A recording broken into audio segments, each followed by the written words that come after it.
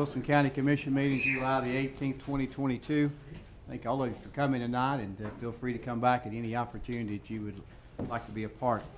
This time I'll introduce Commissioner Stafford for the prayer and pledge for tonight.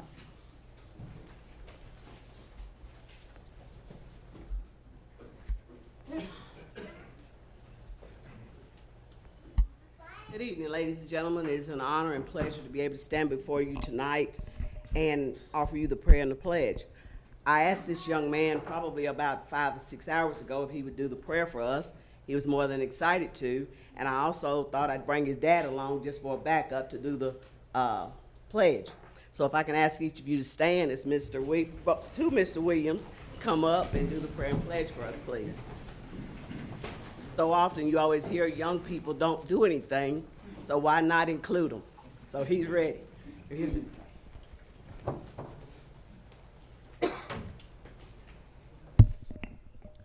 Let us bow. Our Father. Father, who art in heaven, hallowed be thy name.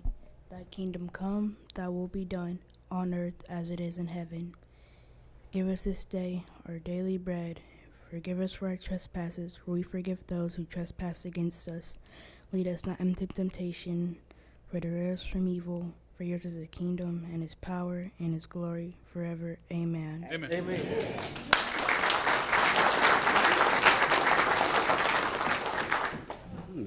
All right, for the pledge. Good job. Good job. All right. I pledge allegiance to the flag of the United States of America and to the republic for which it stands, one nation, under God, indivisible, with liberty and justice for all. So much. Wasn't that so sweet? I just love it. Thank you both, and thank you, Commissioner Stafford, for that. Now, if you will, please press yes on your panel to record your presence at tonight's meeting.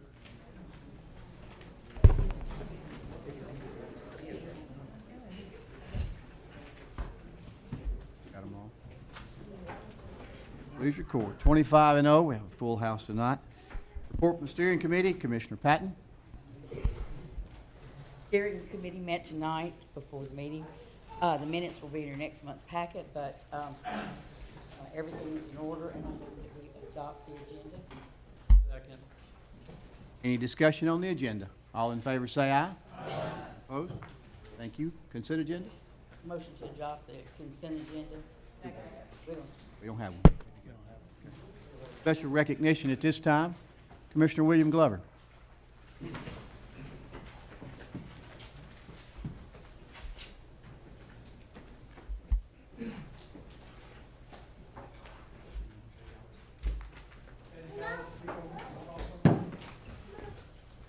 Callis, anyone with your Kiwanis group, would you like to come forward, please, as well?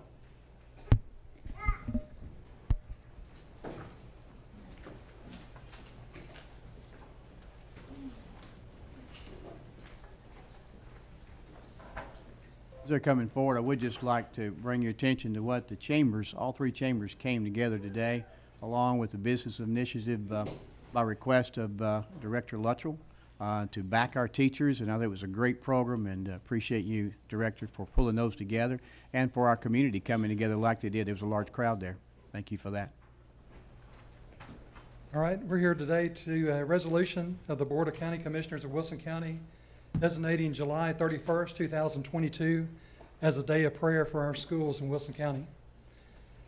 A day of prayer for our schools were conceived by members of the Kiwanis Club of Lebanon, Tennessee during the summer of 1999 after the murder of several students and a teacher at Columbine High School in Littleton, Colorado. This tragedy, which caused Americans across the nation to become concerned for the safety of their children at school. Sadly, this was not the last example of violence in an American school. And the first observance of a day of prayer in our schools was sponsored by the Kiwanis Club of Lebanon on August the 14th, 1999. This project has been repeated every year since then, with the 22nd annual observation of a day of prayer for our schools to be held on July 31st, 2022.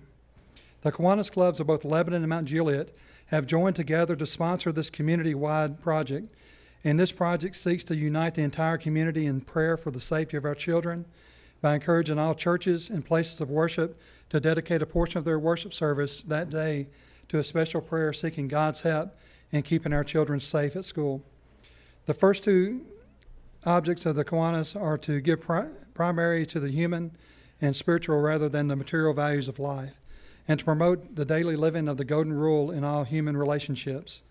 With no greater blessing from God than the gift of our children, Kiwanis members believe that the safety of our children at school should be a very high priority, and they're requesting the entire community to join in this effort. The Kiwanians also believe that the solution to many of the problems that exist in our society are spiritual in nature rather than political, and new laws and more metal detectors in our schools will not change the way people treat each other. And members of the Kiwanis Club believe that there are no better thing than prayer to seek a safe school environment for our children. Now therefore be it resolved by the Board of County Commissioners of Wilson County, Tennessee, that in furtherance of the efforts of the members of the Kiwanis Club of Lebanon and Mount Juliet, Wilson County, Tennessee, that we hereby designate July 31st, 2022 as a day of prayer for our schools in Wilson County, and urge the entire county to join this effort. Make the motion. All in favor say aye. Before I turn it over, I think it's going to be fitting to say another prayer just for our children, because I know we won't be here when school starts. If you'll just bow with me. Our most gracious Heavenly Father, we thank you, Lord, for all your blessings. We thank you for everything you do for us. We're so thankful that you sent your Son to die on the cross for us. One of the things that we hold precious in our life is our children. We pray, Lord, that you will keep them safe, that as hopefully across our county, many places of worship, we'll also pray for our children, for the teachers, for the schools, the staff, everybody that's involved with it, to make sure that all the children are safe, that they can come and not have to worry about dangers from the outside, that they can focus on learning. We're so thankful for the schools in our county. We're so thankful for our county, our state, and our country. In Jesus Christ's name we pray. Amen. Amen. Did you want to speak? Thank you. Thank you very much, Mayor Hutto and Mr. Glover. Thank you to the members of the County Commission for doing this for us again. Again, we don't know, when we look at the world that we live in, we sometimes get a little bit scared. And when we think about what can we do about some of the things, I don't know what I can do, but I can stop and ask God to keep my grandchildren, my great-grandchildren, and all of yours safe when they start to school on August the 1st, just 2 weeks from now. Thank you very much. Thank you, Mr. Callis.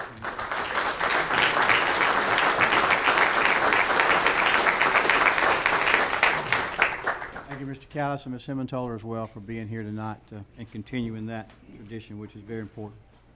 This time I'll need a motion to go out of session. Motion. All in favor say aye. Aye. And opposed? And we have a rezoning tonight. I'll turn it over to our planner, Mr. Tom Bashurs.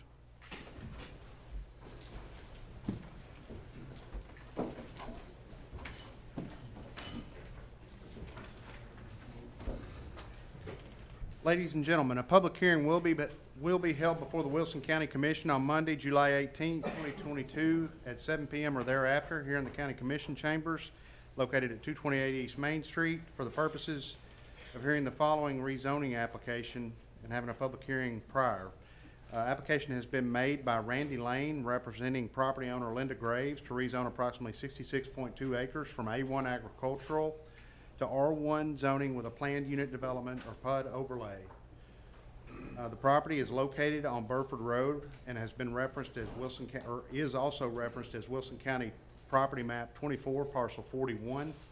A copy of this request has been on file at the Wilson County Development Services Office, Planning Division, located in the basement here at 228 East Main Street, and has been available for inspection during regular business hours. The rezoning request will be heard on final reading by the County Commission following this public hearing.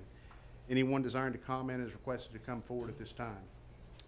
Ken, I'd at least like to have a few ground rules for tonight since we have so many people. I know all of you would like to be heard. You will have a 3-minute time limit. You would just step to the back mic there and state your name and address for the record, and then you would be able to talk. If when somebody else says something that you're going to say, I guess I would ask that you wouldn't repeat the same thing that somebody else has already said, but any new conversation for our commission is very welcome. Again, we thank you for coming tonight and having a voice to be heard. And so I'll open the floor now for anybody that would like to speak, and the mic is open for you. Hello? All right. Mr. Mayor, County Commissioners, and everybody else here, my name is Kevin Graves. My address is 1890 Burford Road.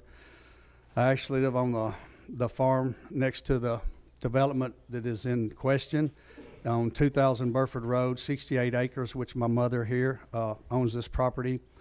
My mother is an 83-year-old widow. My father had passed, so it's our responsibility. We're taking care of our mother. So it's our responsibility to let you know this property, we have the original deed on this property and the deed around us.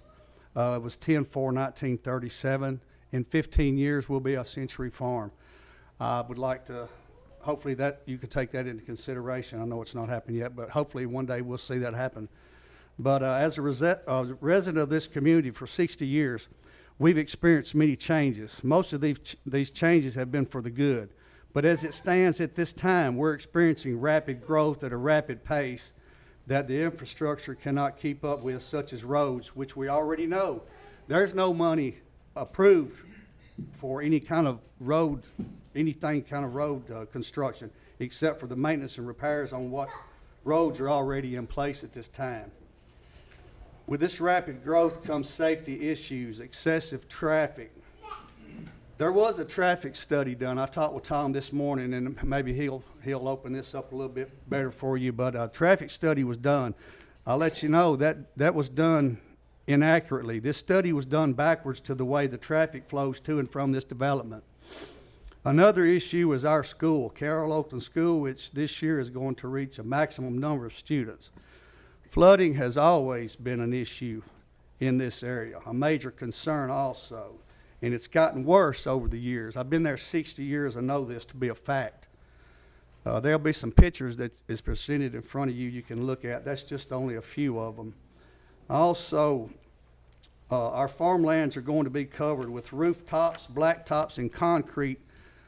That's just going to make this situation worse.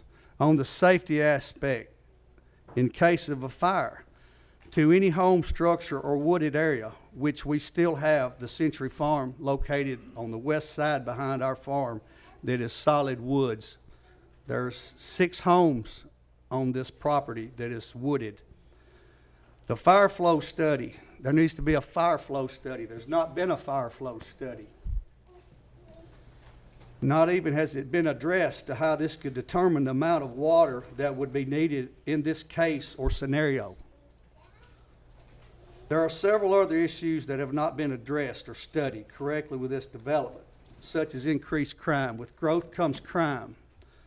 Mr. Graves. That is. Mr. Graves, the 3 Sir? minutes is. All right, let me finish up here.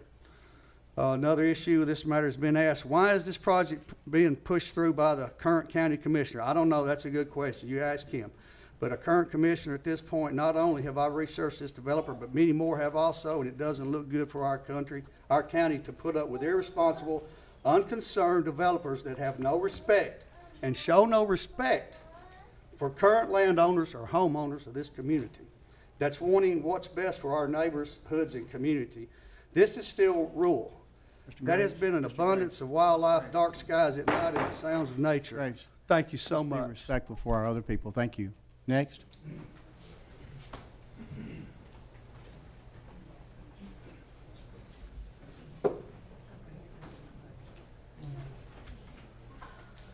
For the sake of time, I put some pictures on everybody's desk too, and I'd appreciate if each of you would pay attention to those and review them. So I'm gonna have to cut out a few points here since y'all put a time limit on this, but my name's Tall Swindell. I live at 1230 Burford Road. Our house is very close to this development. I have several concerns. First, my concern is, one, why our current commissioner won't listen to the surrounding residents. I'd like to say that I hope the rest of the commissioners here would listen and consider concerns of the residents in your district more than our commissioner has.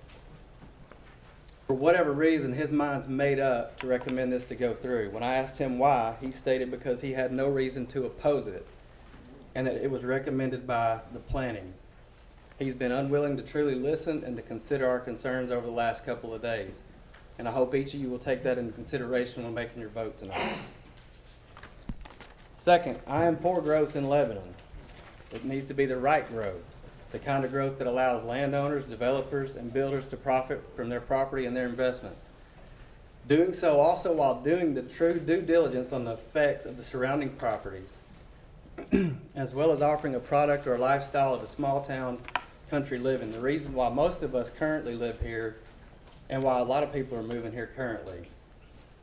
Not to cram in as many houses as possible, just to make as much money as possible for the ones putting this deal together, like Jordan Fleming and Adam Sharp. Not caring at all how it affects the people living on this road and community. If this project was proposed next to Jordan Fleming, Adam Sharp, or Kenny Rich, they ought to fight this tooth and nail to not get it approved. Another reason I'm concerned with Fleming Homes doing this development is Jordan Fleming recently got a development approved on Leeville Pike based on single-family homes, and after it was approved, he flipped it to American Homes for Rent, and now there's 60 rental homes down the road. I do not want 80 rental homes next to my house. When I expressed this concern to him, he stated that there was no intention for rental homes on Burford Road. We all know intentions can change, just like they did on Leeville Pike. So I would like a definite answer from Mr. Fleming if there will be rental homes or not on Burford Road. Most importantly, I have a concern for the Graves family. I consider me and my family close friends with Linda, Gordy, and the rest of the Graves family. I personally want what's best for them, and they have a right to sell and to profit off of this land. That being said, I do not think that's what is happening. I think the proposed deal is solely in the best interest of Jordan Fleming and Adam Sharp, and not the Graves family nor the residents of Burford Road and the surrounding community. So I'm personally asking you tonight to please not approve this proposed plan, or at the very least defer it until adequate studies can be conducted to truly show the effects on the surrounding properties. Thank you. Thank you. Next.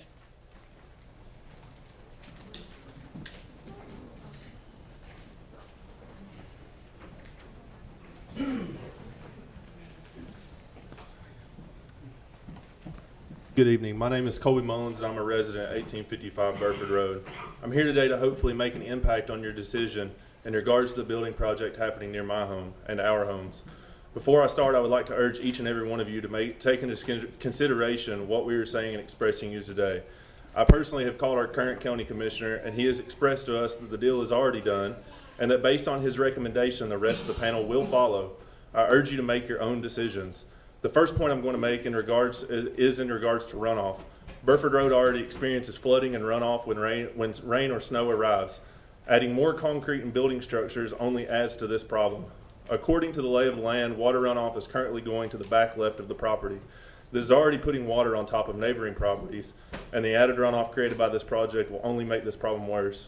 Based on the water runoff issue already created by this builder on a neighbor property, we are worried that this will happen again. We're aware of the detention pond system that is being put in as a collective water system, but the water is not being absorbed into the ground. That will eventually be released onto neighboring properties. My next concern would be the infrastructure. The road is a narrow curvy and rarely gets any assistance when it snows or when it storms and when trees are down. When the 231 bridge project was going on, or when school is in at Carroll, Oakland, the traffic density on our road is drastically affected. Burford Road is a direct cut through from 231 to the west side of Lebanon. With this being said, it isn't in the best interest of the current residents to add 180 plus vehicles coming in and out in the middle of two blind S-curves. The safety of our children and families decreases when adding this many vehicles to an already populated road. I have concerns about our power grid and also about the load that this is going to add to the water pumping station. The final concern I have is from the time the proposed rezoning signs were placed, there were only 9 days left before the meeting. The signs, in fact, were not placed at each end of Burford Road, but only on the proposed property, and oddly placed in the ditch and in the tree line. The surrounding properties, such as Mr. Swindoll's, were not notified or given any information And when called, we were told it's a done deal. In conclusion, we're aware that under the A1 Agricultural Act, that homes are most likely going to be built. We as a community are not against growth, but we are against irresponsible growth. I'm here today to specifically ask for more time to have engineers independently come out and evaluate the runoff and impact on the surrounding properties, more time to have what needs to be done to make this a responsible project without sacrificing surrounding properties. I would like to end with this. How would each of you feel today if each of you were in our shoes? Regardless of where you stand with the issue, when the community reaches out to our commissioner, it is frustrating to get told that there is no more meetings and that it's a done deal. I'm here today, so there was a meeting, and it's not a done deal. Thank you for your time. Thank you, Mr. Mullins. Next.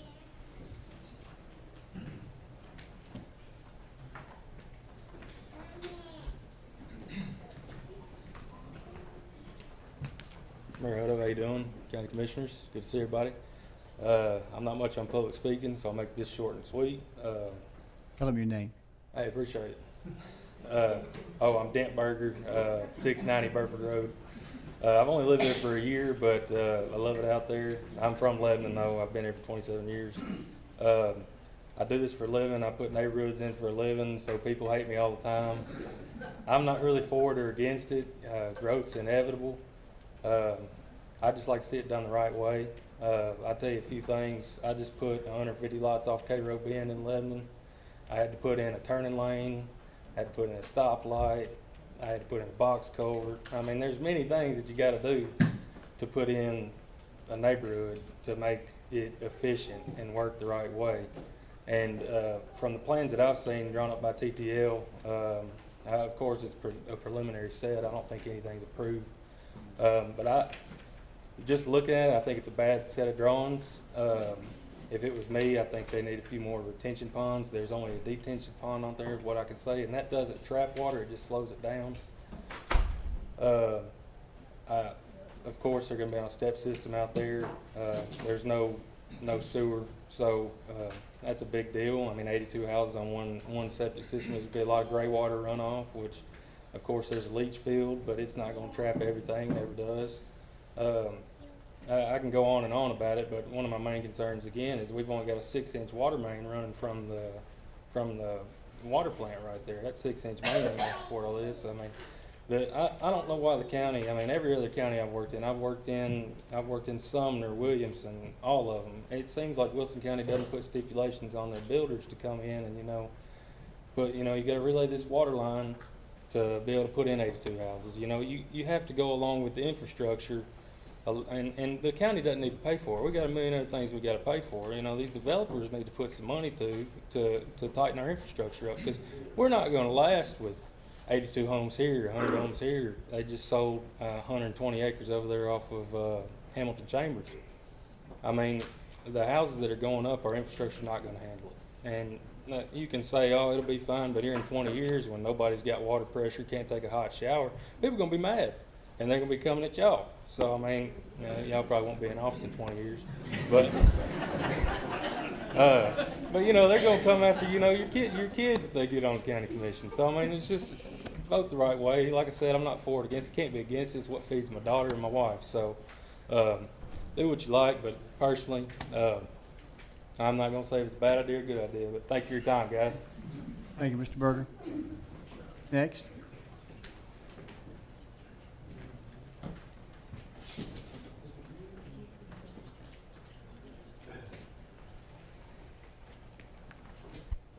Hello, I'm Jackie Malone, and I thank you for allowing me to speak this evening. I'm here to speak on behalf of myself and my husband, Jack Malone. We own Track 18 on Burford Road. We're in hopes to build a retirement home there and go to a 1-story in lieu of a 2-story house. So our track is 50 feet from the west boundary line of the Linda Graves property. And I do want to touch base on what Dent Berger just said, the difference in this development that is proposed and the development, or I should say the property that was just auctioned at the end of our road, Hamilton Chambers Road, because that's where Jack and I have lived for I think 12 years, and I've been out there since 1977. So the difference is that property was surveyed off, soils were done, and was tracked off, and that's 25 lots. I feel like that if the Burford project was 10 or 25 lots, I would feel more comfortable with that. But really my biggest concern is traffic and safety on Highway 231 North. Since I've lived out there since 1977, I mean, it's a very dangerous highway. It's a 2-lane highway. It's heavily traveled by semi-trucks.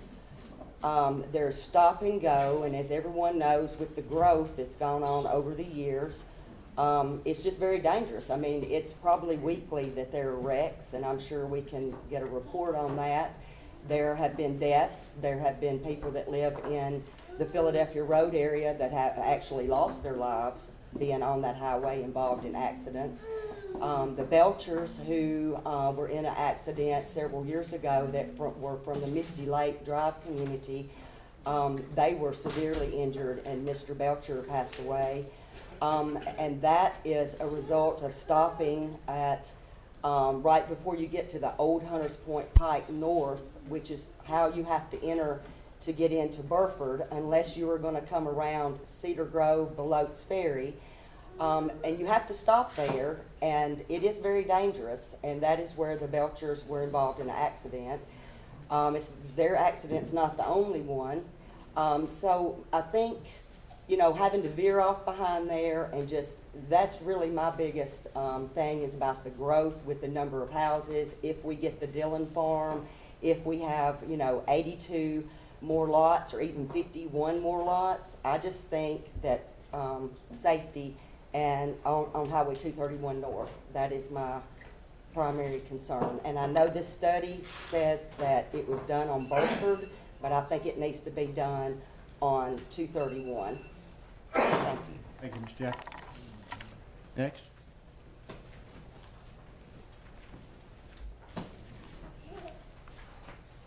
Hi, my name is Mary Elizabeth, and I'm here on behalf of Donna Stanley.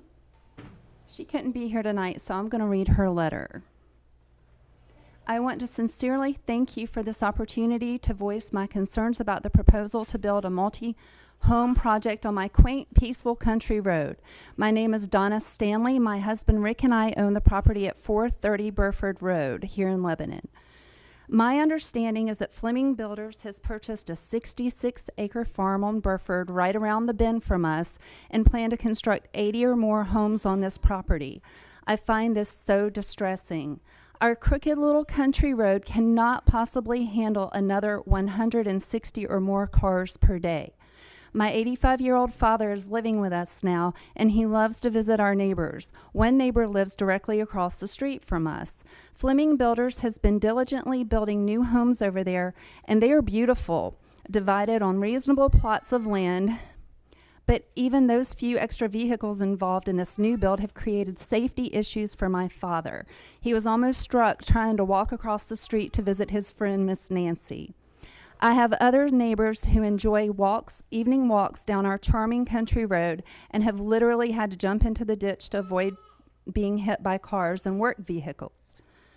We have a lot of livestock and animals who also call Burford Road their home, and yes, being animals, sometimes they break the rules and leave the borders of their properties, creating issues where more vehicles promote a larger nightmare.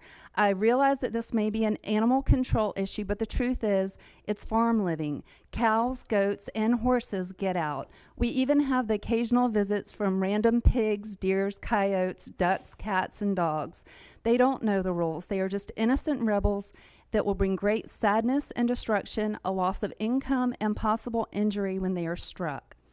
I recently attended a planning commission meeting in Trousdale County where I heard Mr. Fleming speak about a proposal to build 5 or 6 homes on a 16-acre piece of property. That sounds much more reasonable than what's being presented here today. This Trousdale deal shows more respect for the lay of the land, the feel of country goodness, and space. What has been proposed here today would greatly change and clutter the place I love so much and destroy the peace and quiet my husband and I have saved and worked a lifetime to have. I know progress must happen, but I'm not here to fight progress, but I am here to fight an unreasonable proposal. There's just too many houses, and it will create a host of environmental issues along with being an eyesore, more unwanted noise, and an element of danger, destroying my feeling of safety and peaceful living. I adamantly and respectfully protest this proposal. Thank you for your time. Thank you, Ms. Mary. And Ms. Stanley. Next.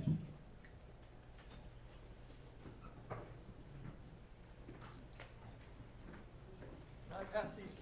I didn't know we were supposed to bring these early. Can I hand these out to the pictures? Thank you. So good evening. My name is Mike Crane. I reside at 931 Burford Road, which is about a quarter-mile east of the proposed property. I have 3 concerns, some of which you heard, so I'll honor your request not to totally replicate what you've already heard. Safety with relation to vehicle traffic management. I've read the traffic study. I'm an engineer. I understand what it says, but it's not properly scoped. All they did was they looked at the traffic between the east termination point and the west termination point of Burford Road.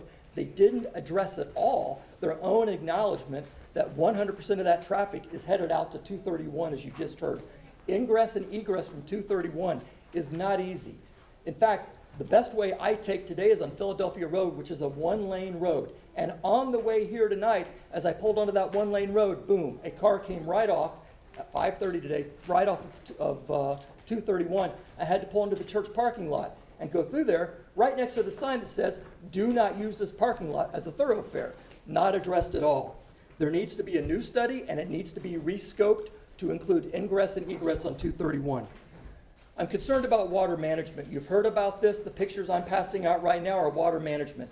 My neighbors who are close and contiguous to the proposed development will talk about their properties, but I'm here to talk about the builder and their ability to competently manage stormwater runoff.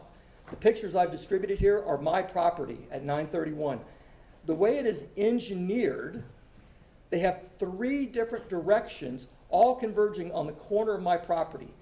The picture you have is June 7th. You say, did anything extraordinary happen on June 7th? No, but that's what happened on June 7th when the convergence of 3 different directions of water runoff from the neighborhood come into my property, and the road that runs along the east side of my property is impassable. That's a picture from my truck. The truck could get through it, but any type of normal passenger car, SUV, wouldn't make it through it. I propose that there is, if this goes forward, that not only is there an objective, competent water management plan that's professionally developed, but I further propose that the builder put up money in escrow for the 5 years of proposed development and for at least 2 years post-construction to handle any issues that come up that were not planned for. Lastly, I'm concerned about the disparity between the proposed home and lots and the current home and lots.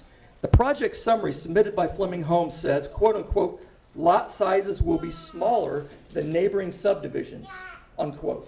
That is an understatement. If I do my calculations on the 66 acres, allowing then for the step system and for the common areas, they will have at least 85% reduction in each home lot.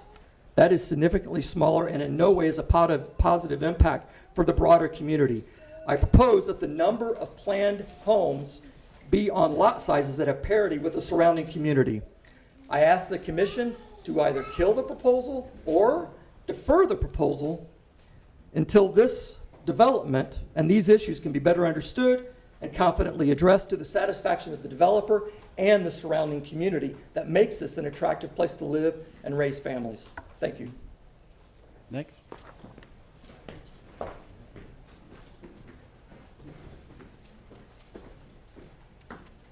Give you pictures as well.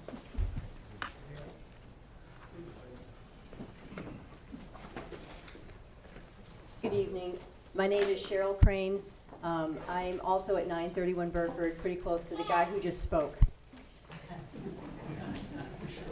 My impression is that this group of individuals, civic servants, are interested in thoroughly soliciting and incorporating community feedback when there's a change proposed in the community. I looked at the website, and the planning office website under rezoning process actually says that the purpose of the specific review process is required to ensure adequate public notice. So thank you for creating that process designed to give adequate public notice so that residents can give collaborative feedback. But it seems like with this proposed development, there's an effort almost to not have the adequate public notice. So I live at 931, and I live very close to Old Hunters Pike, Point Pike. And so therefore I come in that way on the east end. I never have reason to go to the west end. We come in and out that way. Other neighbors do as well. And so I didn't find out that there was anything going on, a proposal or anything, until last weekend, after much had already been done. And I did take a drive down, and I saw the signs that were posted. But in terms of adequate public notice, I don't feel like our end of the street got much adequate public notice if we don't have reason to drive there. The traffic study has been addressed. The traffic study itself says that it's 840 more daily trips to be generated by this development.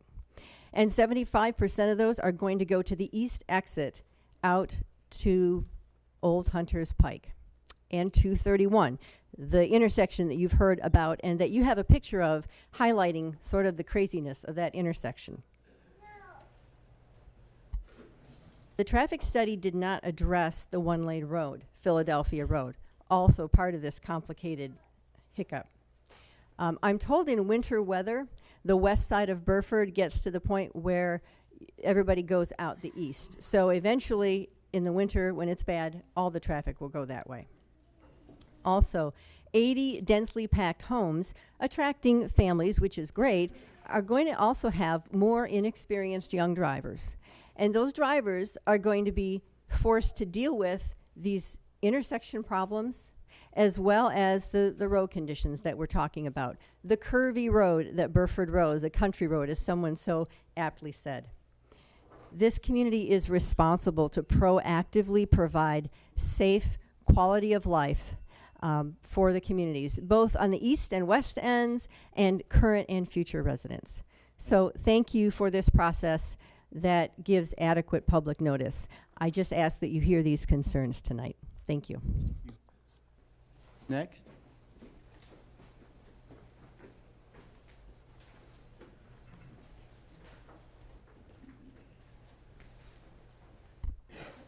Good evening. My name is Gudrun Brandt. I'm a 23-year resident of Wilson County, the last 11 years of that residing at 1897 Burford Road. I have three major concerns I'd like to speak on. Number one is the concern of flooding with that the new developments have caused. In the 11 years that I've lived on Burford, I have not seen so much flooding and standing water as I had in the last couple of years due to the new developments on the road. It is not uncommon now after a rain to see people's front and or backyards completely flooded with standing water. I've witnessed ditches overflowing with storm runoff covering the road after a rain. You can imagine my concern with what kind of damage 80 plus homes will do. We have a water problem. Number two is the traffic. Burford is a 2.5 mile road.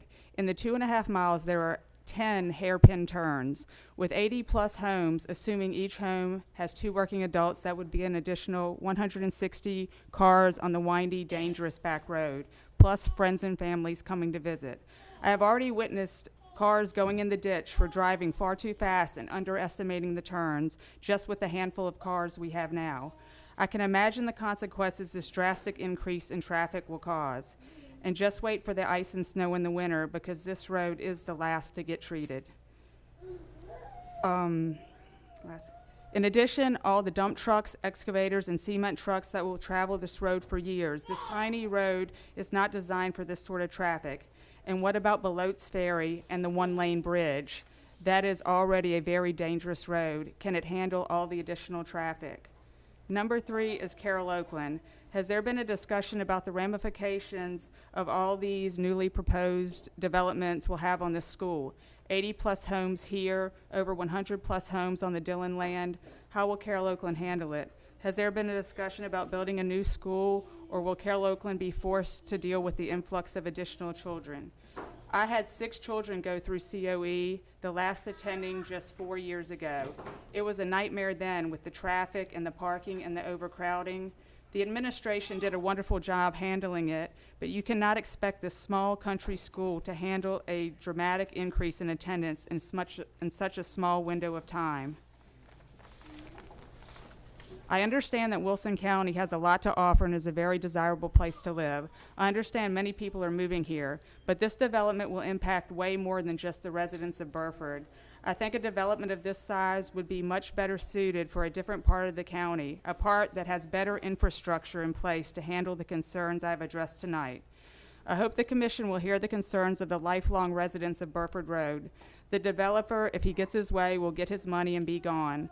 The good people and taxpayers of Wilson County will be left to deal with the consequences for years down the road. I hope you will reconsider. Thank you. Thank you.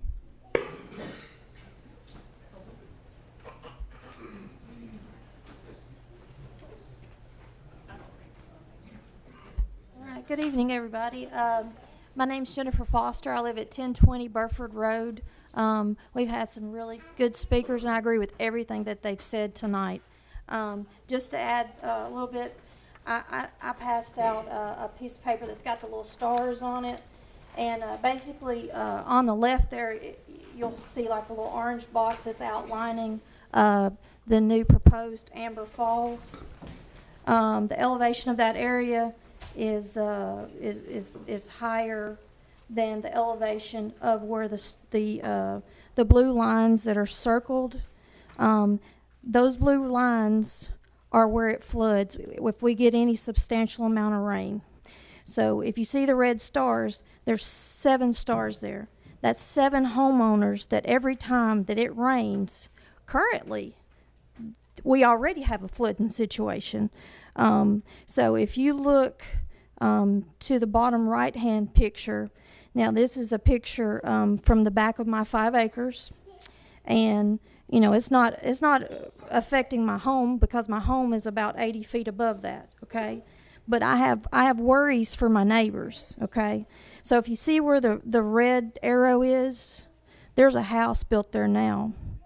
And he's going to have to use some kind of pump now to keep the water out of his house. But if we approve all this concrete, all these roads and roofs that are, you know, keeping the water from draining down in it, I mean, it's going to be worse. It's going to be terribly worse. And in that bottom picture, I don't know if you can see, but that's a truck. The water is all the way up to the window of the truck. My husband and I have blown up a raft, and we floated right over that fence, you know, having a good time. That's how much water is coming through.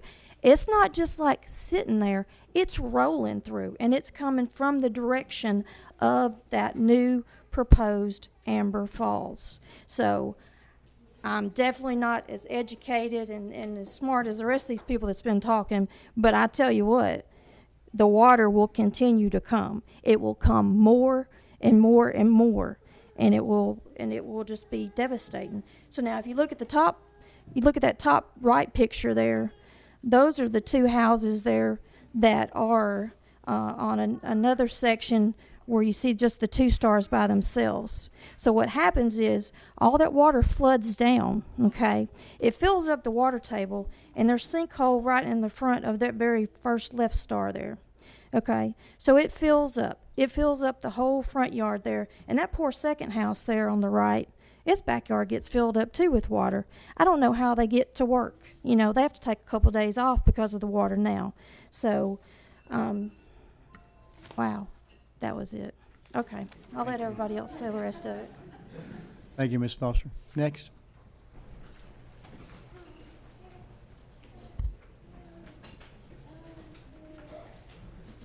Mr. Mayor, Commissioners, My name is Shane Queener.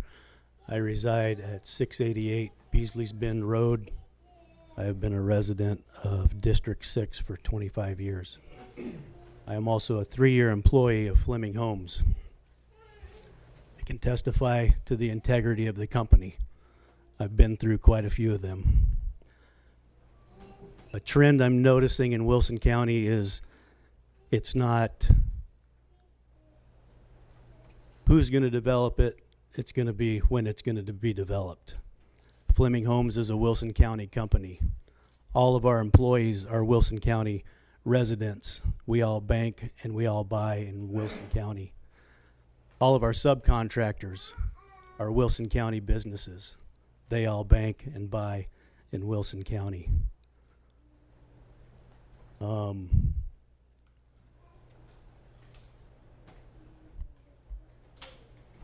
Change is inevitable. Change is here. I'm not a fan of it. I'm not a fan of the traffic. But again, it's not when it's going to get developed. It's going to get developed. It's land's disappearing like crazy. But who do we allow do that? Do we keep it here, or do we take a chance on somebody we don't know, somebody we can't trust?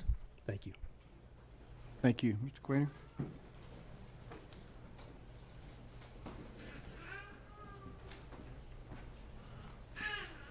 Hi, my name is Kim B.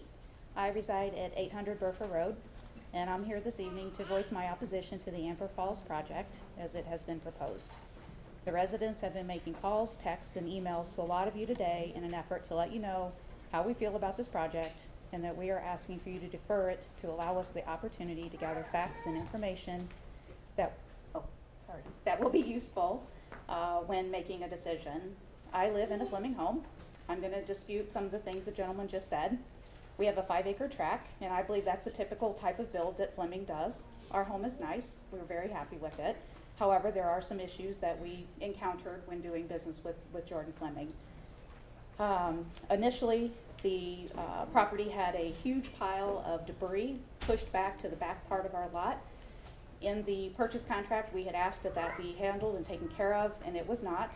So we ended up spending about $8,000 of our own money to get it removed. It was a fire hazard, and it was an eyesore to the neighbors, so we handled that.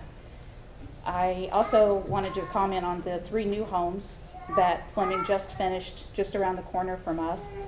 Those homes are experiencing, pushing water onto the existing neighbors and causing flooding. They've been leaving garbage and debris around for the neighbors to clean up. It's a continuous disregard for the adjacent homeowner's property, and basically are situated in such a way that it's not consistent with the existing homes in our area. They're very close together, and one being so close to the road that it seems like it should be a safety hazard. My personal experience with the large pile of brush, I already talked about that. So then the other thing I wanted to mention was that I spoke to another person who purchased property from Jordan Fleming. His name was Matt Burnett. He could not be here this evening, but he asked me to share his story with you, and this is what he said. We bought land from Jordan in the middle of summer of 2019 to build on. He knew that it was basically crap land that flooded every time it got a decent rain. We've spent $45,000 trying to remedy the water issues and still can't fix it. When it came time for the septic, the perk was basically no good. The soil area was full of slate rock and nearly made us back it off to a 2-bedroom, which would have killed our appraisal value. Jordan used a guy from out of state to come and perk knowing that it was BS.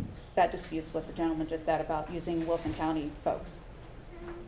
We had to track the guy down and threaten a lawsuit until he came back on site and worked with the septic guy to get an improved field line set up.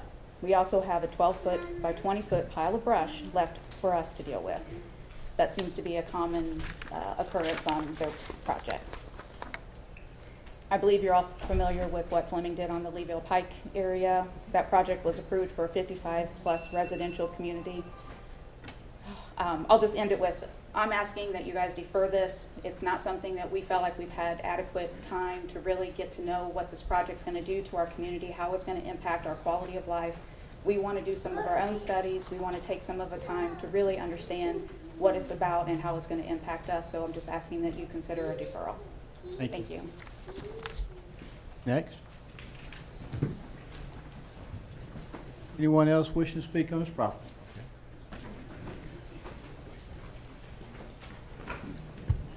Hello, my name's Reed Smith. I live at 306 Cave Springs Road. I've been living in this community over 70 years. I've known this property all my life, known the people that own it. I work every day in the construction industry. I see a lot of Jordan Fleming's projects.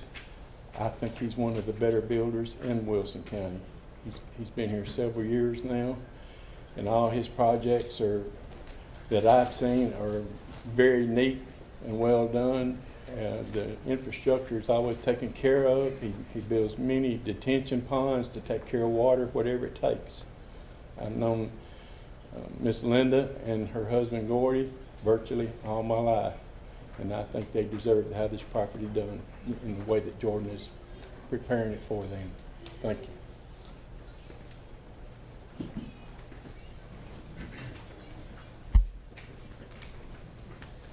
My name is Josh Bailey, 1136 Burford Road. Most of my neighbors have done a pretty good job explaining some of the issues here.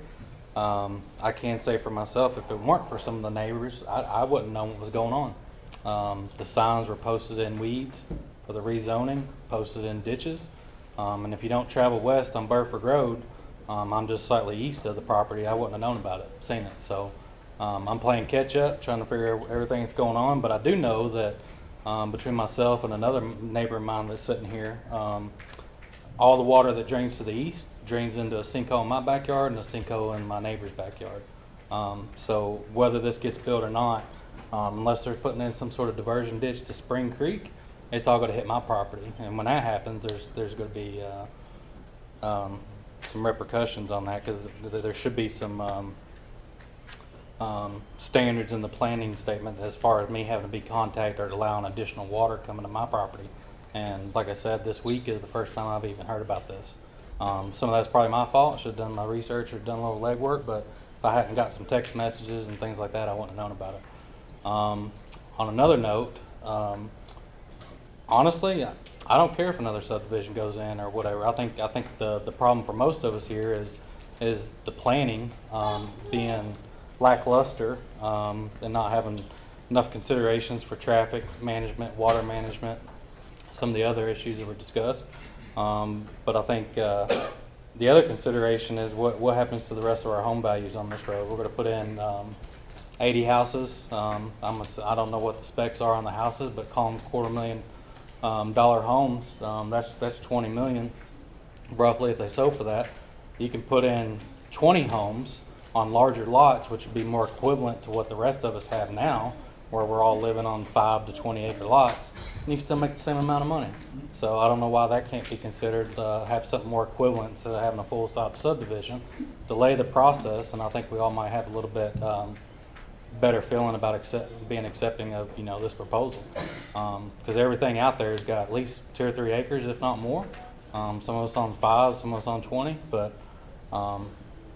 at least for myself personally, I'd ask the group here to delay the approval, just allow some of us to get some more time and reviewing and let the planning process go the route it should go. That's all I had. Sorry I wasn't more prepared, but I'm here on last second notice, so thank you. Next.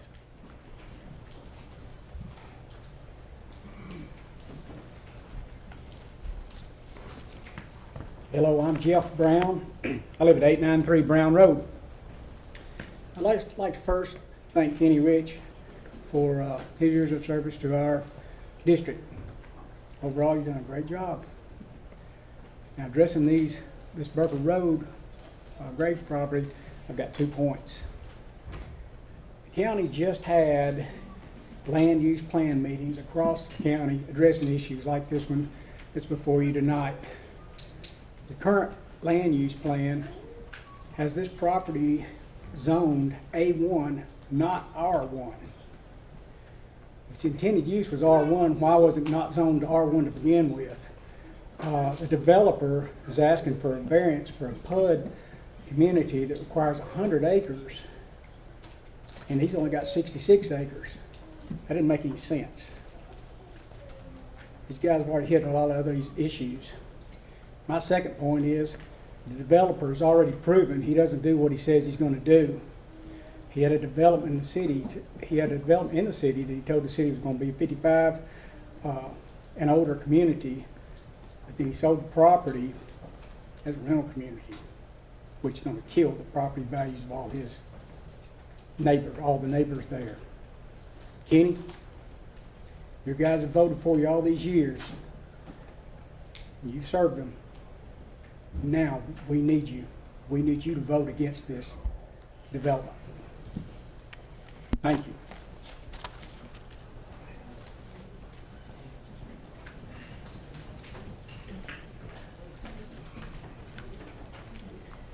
Hello, my name is Amy Bailey. I live at 1136 Burford Road. I'm actually going to read an email that I sent all of you this morning, so I'm sorry if this is a bit redundant. I'm a resident and do not take issue with the selling of this property or for the addition of homes in the area. However, after looking at the plan and reading the traffic study, there are several concerns I have with the lack of planning. For background purposes, I'm a civil engineer and have 10 years experience constructing and maintaining roadways. My concerns are as follows.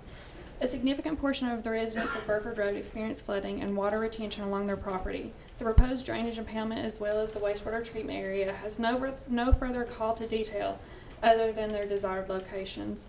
It is concerned to me there's a limited data point for elevations. What are the plans to ensure that both structures are built to adequately house groundwater runoff as well as the potential for wastewater sewage to spill into adjoining properties? Will the builder have to submit plans that will be reviewed by qualified personnel? We need to hold them accountable. After reading the traffic study, I found it to be conducted during adequate times, but was concerned that the intersection of Hunters Point and US 231 was not considered. The study concludes that the intersections of Burford Road and Beloit's Ferry, as well as Hunters Point, were of a level of service A and could withstand an increase in traffic. However, it seems very short-sighted to not look a few hundred feet to the intersection of 231. Every car that comes to Hunters Point intersection continues their journey to 231. If that intersection were analyzed during the same time frames as the original traffic study, the results will be wildly different based on the same highway capacity manual that is referenced throughout the study. In addition, the study's lack of explanation for their calculation of future trip generation based on the expanding development was concerning. Their estimate compared to how much the population of the community will be expanding does not seem to be correct. In order to do due diligence, it would behoove us to receive a further explanation of the coefficients that were chosen and make sure that they adequately reflect our community. It was very telling to me that after Burford Road was found to be able to adequately sustain traffic at both ends and the development side, that the study recommended turn lanes be added to the development side, citing anticipation of needed improvement. Why would improvements be anticipated for a site that supposedly will otherwise have no impact? Finally, the structure of the road itself will not be able to support the additional traffic from an anticipated 5-year construction project. As I've stated before, I have an extensive background in roadway construction. Currently, Burford Road has approximately 3 inches of D-mix on base stone. To put it in context, this is slightly thicker than what would be on a normal citizen's driveway. The heavy traffic and equipment that will traverse in and out will need a much more significant pavement profile to support the repeated additional loads. D-mix works well to improve the rideability, but we need something more structurally sound underneath it. Is the county prepared to make those repairs, or will the developer be taking on payment for these damages? I appreciate your time, and I would just like for you guys to take this into consideration. Thank you. Thank you. Any new comments?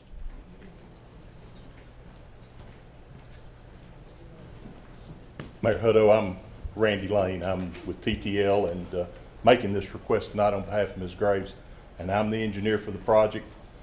And I've heard a lot of folks take shots at us, and I mean, I understand being against the project, but it gets personal sometimes, and I've learned over my lifetime, I've been doing this for over 40 years in roadway, in drainage, and I appreciate everybody's concerns, but it doesn't need to be personal. And I don't take it that way. I don't take it that way. I live here. Yes, I do. We do too. I understand. I understand. Settle down. I'm not. Mr. I'm Lane? not here to argue with anybody, and I don't mean that, but there's been a lot of things said tonight. We've presented a preliminary plan that shows this layout. The plan does have to be engineered through the Planning Commission, through the review process, and there are rules for those that we'll follow. We always do. And I've done this a long time. I grew up knowing Gordy and Reed, and we worked together when I was a kid with my dad. So it's just, if it comes down to whether you want the project or not. If you want it, that's fine. If you don't, that's fine. But there's been a lot of things said about a lot of people tonight that's just not necessarily the case. And I'll stop at that. I'll answer any questions you've got, but I'll stop at that. Thank you. Thank you. Any new comments to be given? Any new comments to be given?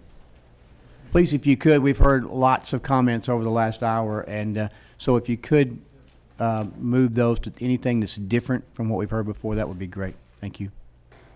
Hello, my name is Karen, and my husband and I live at 379 Old Hunters Point Pike North. So Burford Road runs perpendicular to Old Hunters Point Pike, and I guess it's kind of the same, but a little bit different. There's two entrances off at 231 North onto Old Hunters Point Pike, and all of those would be coming either going up towards Hartsville and Gallatin or down towards the freeway or the highway, trying to get to Nashville or Mount Juliet. We moved here a year ago, so we're not against growth. I think growth is important, but as other people have stated, it needs to be responsible. And we moved here so that our children could have a safe place to live and a safe place to play. And if you're adding 160 more cars onto the road on Old Hunters Point Pike going two different directions, our mailboxes are on the opposite side of the road. Our children play in the yard. And if you have all of those people traveling down the road, it's not safe anymore. It's not safe for our animals. It's not safe for people going to get their mail. It's not safe for our children to play. Also, it's been touched on already, but I don't know if any of y'all have been in the morning line to Carroll, Oakland, or the pickup line trying to pick these kids up. It is awful. I can't imagine another 160 cars trying to drop off and pick up their kids. I mean, it takes like 30 minutes just to get through the line. So those of us who have to work and, you know, can't stay home and homeschool our kids, we need other options. We need something that's going to help us get through all this traffic. And if the quarry comes in, it's going to just be a nightmare. So that's all I got. Thank you. Thank you. Next.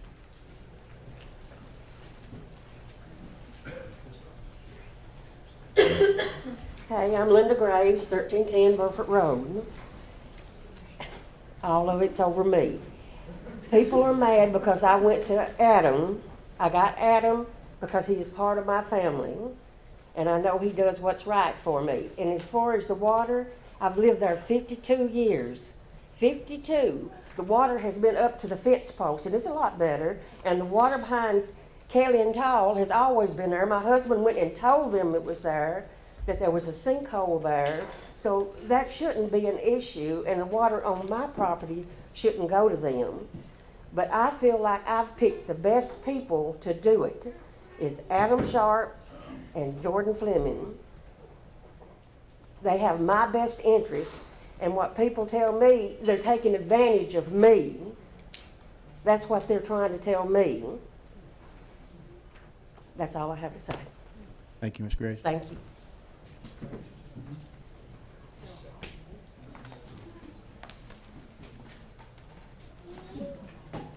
Hello, my name is Kristen Reister. I live at 2008 Burford Road.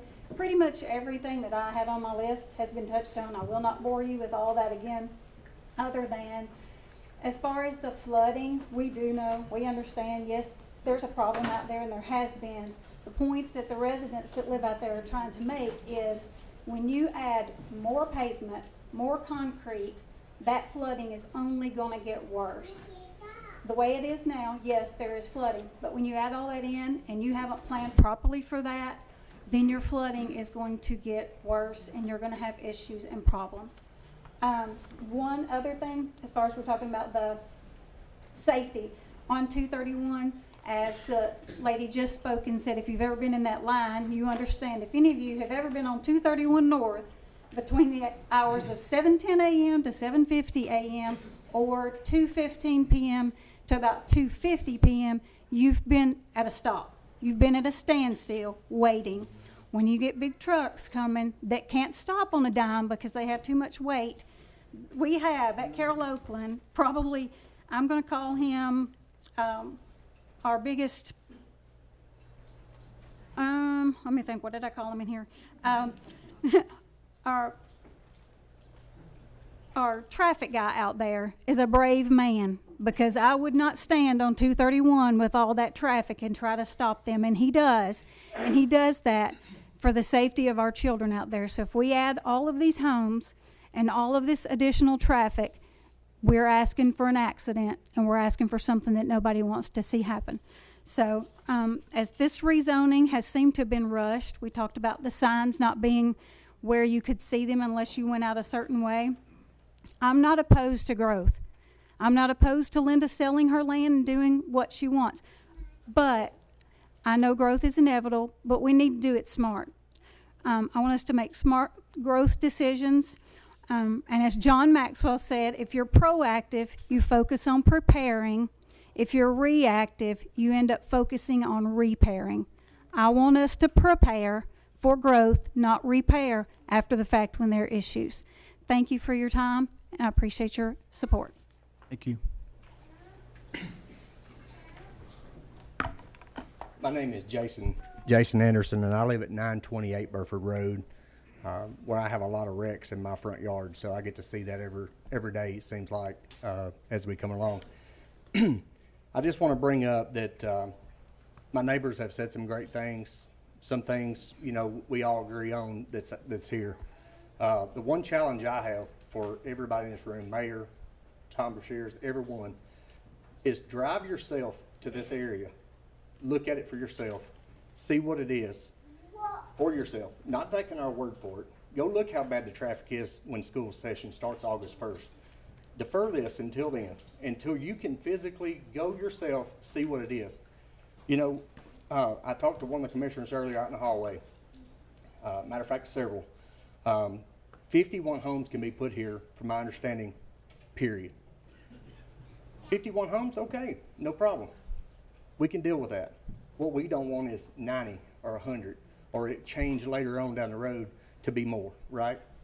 But I challenge each of you to go out there, look for yourself. I know that some of y'all's districts is Gladeville, Mount Juliet, but drive yourself. That way you can physically see it for yourself, what we're dealing with. Look and see if 82 homes fits our neighborhood. I mean, like 1136 back here said a while ago, we have 1 acre, like 4 1-acre tracts in the middle. Everything else is 5 acres and up, surrounded by 20, 30 acres, 50 acres. That's where we are. But I challenge each one of you in the commission to go physically yourself and look.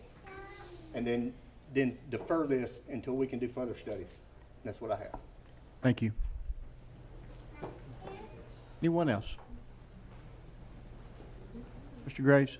Is it okay if I help my mother, please? She's signed here to speak, sir, and I'd like her to have the opportunity to speak. I think she's been out here longer than anybody in this room. Come on, Miss Grace. Mother. Okay. And you say your piece, just like everybody else has. Hello, everybody. No, you have to say your address. Okay. My name is Geraldine Graves, and I'm 83 years old, and I live at 2000 Burford Road. I've lived there for 49 years. Moved there in May of 1973. The reason I'm here tonight attending this sad meeting is sad, S-A-I-D, sad meeting.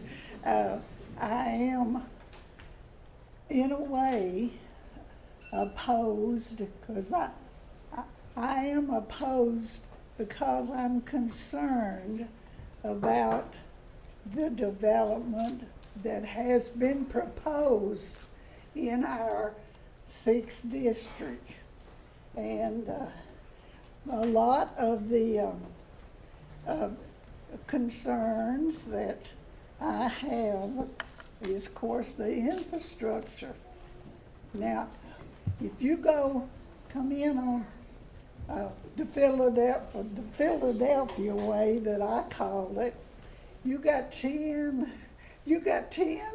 sharp curves to get to the other end, which goes out on Malote's Ferry. And every time I go that way, I get car sick. But anyway, it's a dangerous little narrow road, and all of these things that these people have said that you listened to tonight are true, and we don't need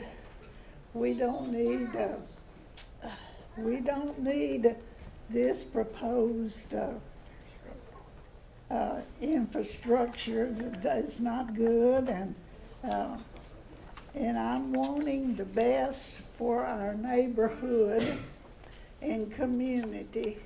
And this is still a rural country setting, and we want to keep it that way. And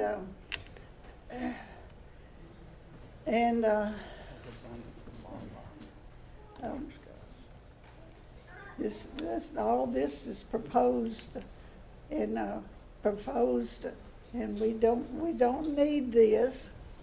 And some of the other things that I have written here, the infrastructure and the runoff and the septic, and there are other potential problems that we're faced with out there.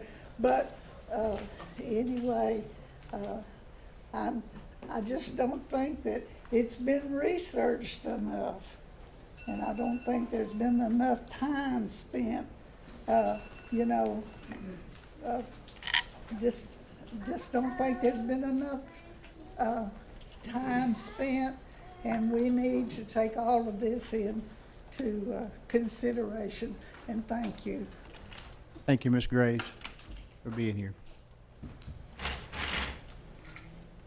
Anyone else to speak on the property?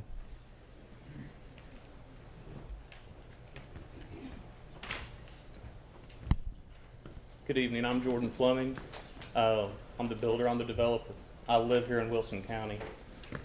We want to have a positive impact here. We want to do things the right way. That's why we get engineers. We want to work with the engineering department. We want to work with stormwater department. We want to work with the roads. We want to work so it's done right. So we do the studies. That's why we've done the traffic impact study. The first site plan had a different layout. After the traffic impact study, we altered the layout. We've got the drives all coming in from the neighborhood.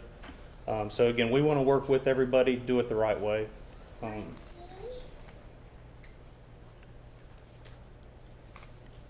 I don't feel like any of the property we have is in the floodplain. We've done all the research on it. We've done all the soil work on it. We don't see anything that's jeopardizing that. Again, stormwater is going to touch on everything. Engineering is going to touch on everything. In regards to our other projects, Burford Road, I spoke with Jeremy Lakeman this morning. He's perfectly fine with the runoff. We've talked with him. I've got everything worked out.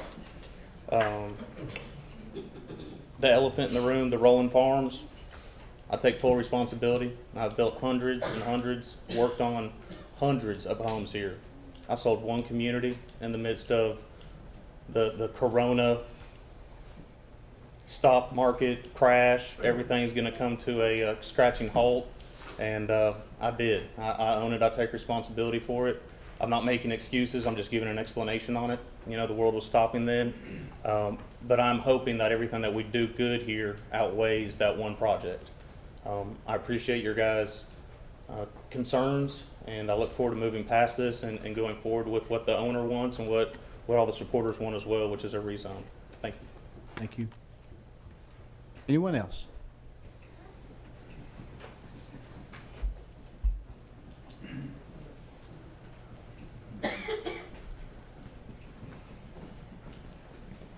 My name is Buddy Truey. I live at 2890 Belotes Ferry Road.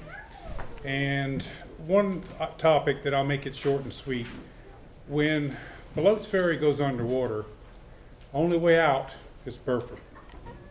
So there's a proposed plan to build 100 plus houses on Cedar Grove and now 80 plus houses on Burford. So when our road goes underwater and we've got to get out Burford, it's not just what these people are going to experience. We also have to go that way.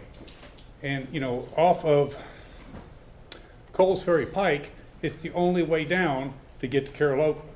So you got people coming from Coles Ferry Pike and surrounding areas to get to Carroll, Oakland. So you start adding in not just 200 cars, you're looking at another 200, then off Coles Ferry, you're looking at 500 plus cars coming in every day. So please consider the infrastructure for that kind of volume. Thank you. Thank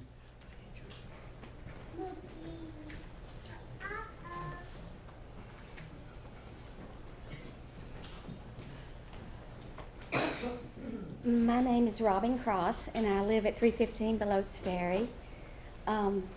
I just want to make sure that everybody understands how much water we're talking about. My farm has 3 creeks. One of them I don't know the name of. The other one is Graves Creek, which comes along the, I guess that would be the west side of the property there. And then that runs in all the way through my farm and runs in then to Spring Creek. Now I know it was a rare flood, but anytime that area floods because it's so much water, it's an enormous amount of water. In 2010, when all that 20 inches came, I had my own private island for 5 days. You couldn't get in, you couldn't get out. The front, where I actually live at 350 on Belotes Ferry, but my back, I also have property on Burford Road, my sons do, and I do too. And then my back fence, we share a fence with Miss Graves. The cows were stuck back there, and there was 3 foot of water back there. And I was getting the cows up to dry land, and I promise you there were carp and catfish swimming along beside me. So there's an enormous amount of water, and I know it's not done that since, but even normally that water gets out, and I just want to make sure you understand how much water we're talking about. I don't even know where it all comes from. Thank you. Thank you, Ms. Cross. Anyone else? This time we will ask a motion to go back into session. Motion. All in favor say aye. Aye. This time we will move Mr. Tom.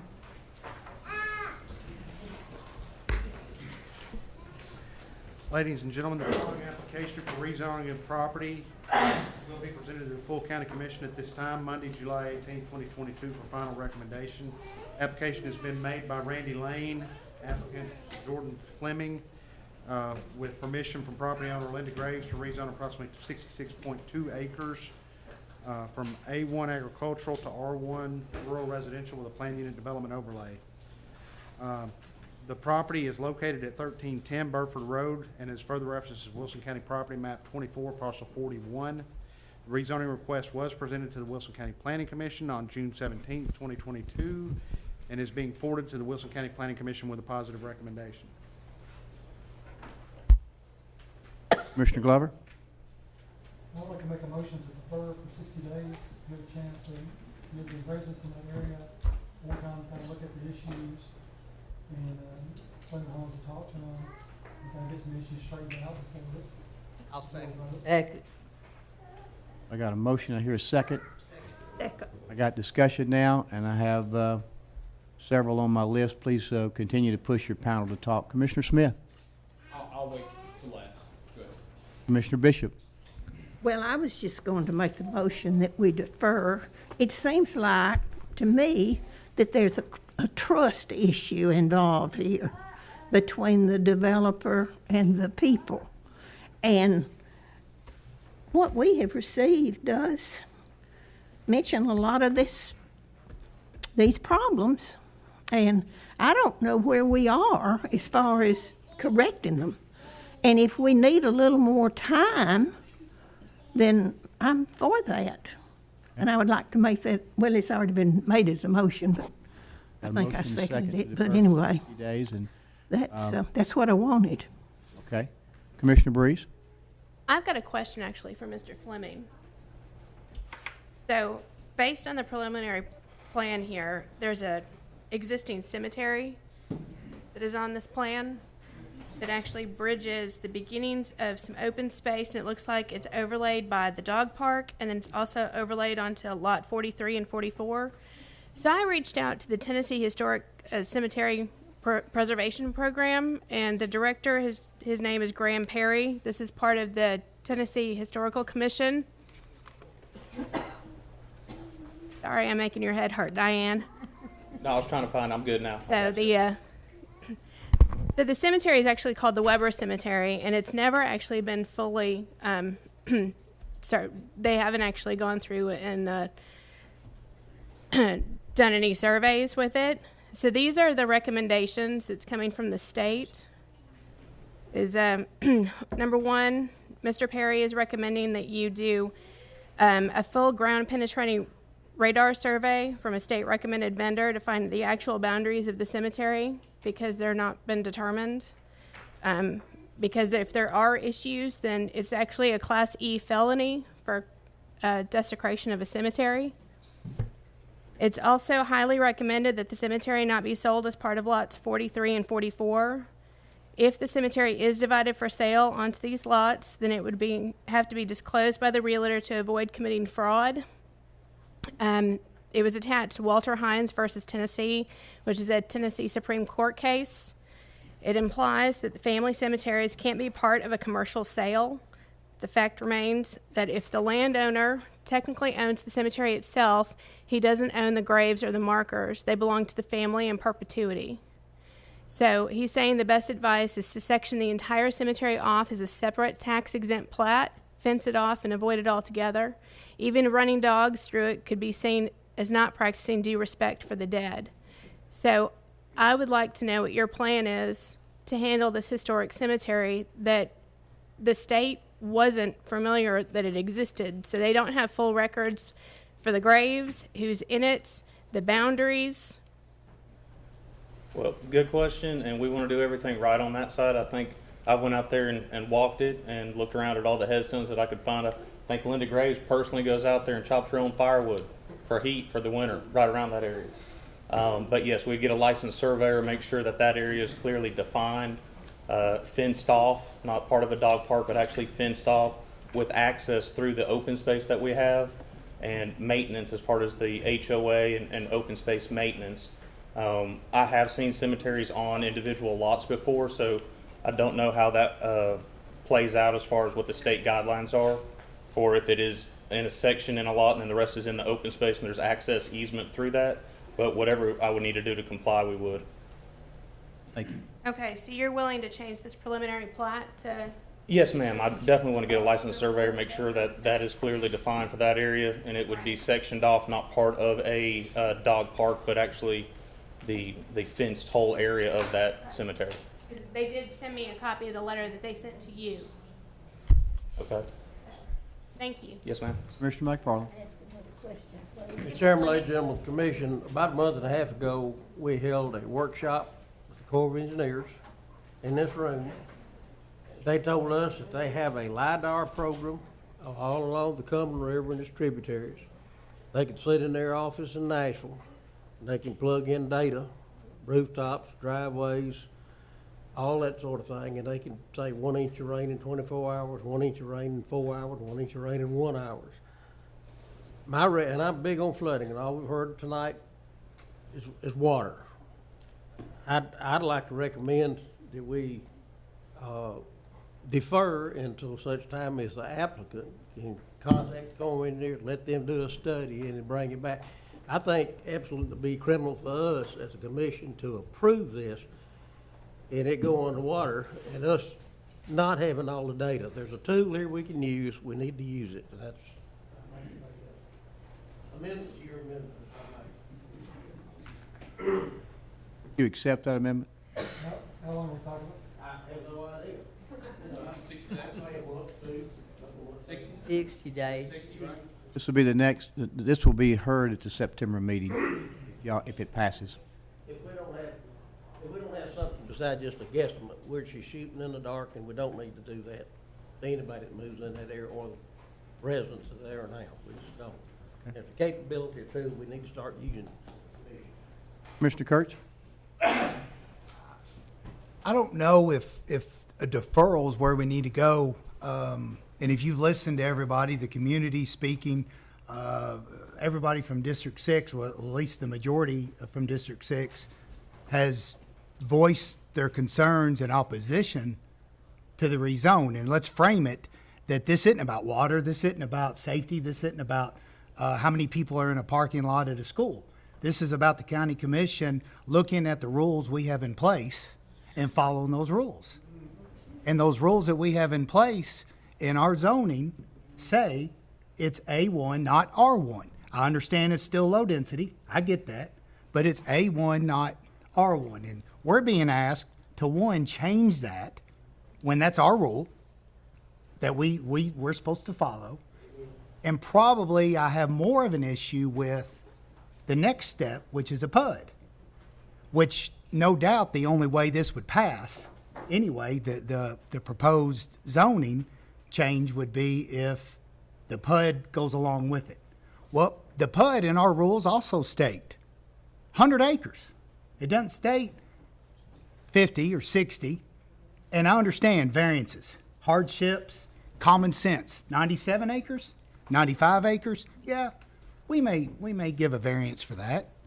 But there's 34 acre difference between what we're being asked to approve and what the rule is. So the question, and framing it the right way, is, are we going to follow our own rules or not? And I don't know if a deferral does us any good, because we're going to be right back here with that same question in 30 or 60 days. I oppose the rezoning because our rules don't allow for it. I would recommend and even make a motion to amend that we deny this request for rezoning. I think where I'm at, Mr. Kurtz, is I would vote on the deferral Yes, first. If it failed, then come back for a vote, and you're welcome to make that motion at that time. Commissioner Franklin. Yeah, I had a couple of questions for Tom. On the PUD regulations, first off, is there a 100 acre minimum? There is a 100 acre minimum. The Planning Commission does act as a Board of Zoning Appeals in PUDs. So if they accepted the 66 acre tract, by default, they have granted a variance on that 100 acre requirement. Another question. So if nothing is, in my review of the Planning Commission minutes, it essentially shows that the PUD requirements require a certain percent brick, stone, 2,000 square foot minimums. That's so correct. forth. If it develops 51 lots as A1, is any of that in place? No, sir. Is there any additional amenities that would go along with the 51 No, sir. lots? If they choose to do a cluster provision development whereby they set their own lot size and do have open space, we do require some form of active open space improvement. So there may very well be an amenity. It could be something like a dog park or a picnic pavilion or something like that. Certainly won't be as extensive as what they're proposing, I would anticipate. But if they cluster they would still only get 51 lots. They would still, It just may be closer. and that's an estimate based on the cluster provision formula that's found in the zoning ordinance. And effectively how that works is it takes the total acreage, takes 25% of the total acreage off the top for roads, infrastructure, sensitive areas of a particular site or whatever, and then you multiply the square footage in an acre, 43,560 square feet, and then you divide in whatever the zone lot size for a district is. One more question, and this has to do with this is a preliminary, and really and truly, we can't. This is a master plan for the PUD, and it does run with the PUD. Now, But we can't you know would still, the exact engineering or. no, you would, and you did ask, as a body, not you, but as a body, about 8 months ago to have a preliminary site analysis done that consisted of a boundary survey, topography, any regulatory or unregulatory flood, plain, sinkholes, karst topography, those kinds of things, and you do have that. But in terms of detailed engineering, that does come during subdivision development, and many of the things that the people brought up tonight, we actually do have standards for. We require detention from 2 to 25-year storm events. We require safe passage of a 100-year storm event as a matter of course. We also would require the decel and accel lane that's shown on the master plan with any subdivision 50 lots or more. So we do require lane improvements, things like that with any significant size subdivision. So if you were to find something at that stage of development. That's regardless of whether it rezones or not. If it subdivides. They wouldn't necessarily get 81 lots. So if we found out that 4 acres of this had to be roped off because of a cemetery or something. Yes. They would just. I can tell you that based on this master plan, if you did approve this, at most, they're gonna get 82 lots. But there's no guarantee they will get 82 lots after we go through the drainage review that happens during subdivision. Okay, thank you. Commissioner Patton. Oh, I just wanted to say that say what Commissioner Kurtz said. I'm in agreement that I think we're gonna be sitting here again in 60 days and for this long or longer. And we need to just make a decision one way or the other. Okay. So if his motion fails, if his motion, the amendment passes, then you don't get a chance for Mr. Kurtz's motion, right? Correct. That's the first one on the floor. Okay. And second question is, I'd like to know how Commissioner Rich feels. Can I ask my question? I will, After all this. okay. He's on the docket, so we'll come back to that. Commissioner Stafford? I don't know who to ask this question to. I was asked today, this is a C sewer system, so that's considered as a step system? It's presumed by the master plan that they are proposing a step or steg system that would be owned by the quasi-governmental body known as the Water and Wastewater Authority of Wilson County. It had been owned and operated by them. In other words, the people in this envisioned development would pay a sewer bill to the Water and Wastewater Authority in return for their upkeep and maintenance of the sewer system, both including the modified septic tanks that collect the solids in each home site, as well as the pump or gravity system of sewer lines that take effluent from the septic tanks to a treatment facility. Now, I don't have clarity on whether or not they're proposing to transport this effluent cross-country to a regional facility such as one at Heritage Highlands or Cedar Grove or even the one behind the school system.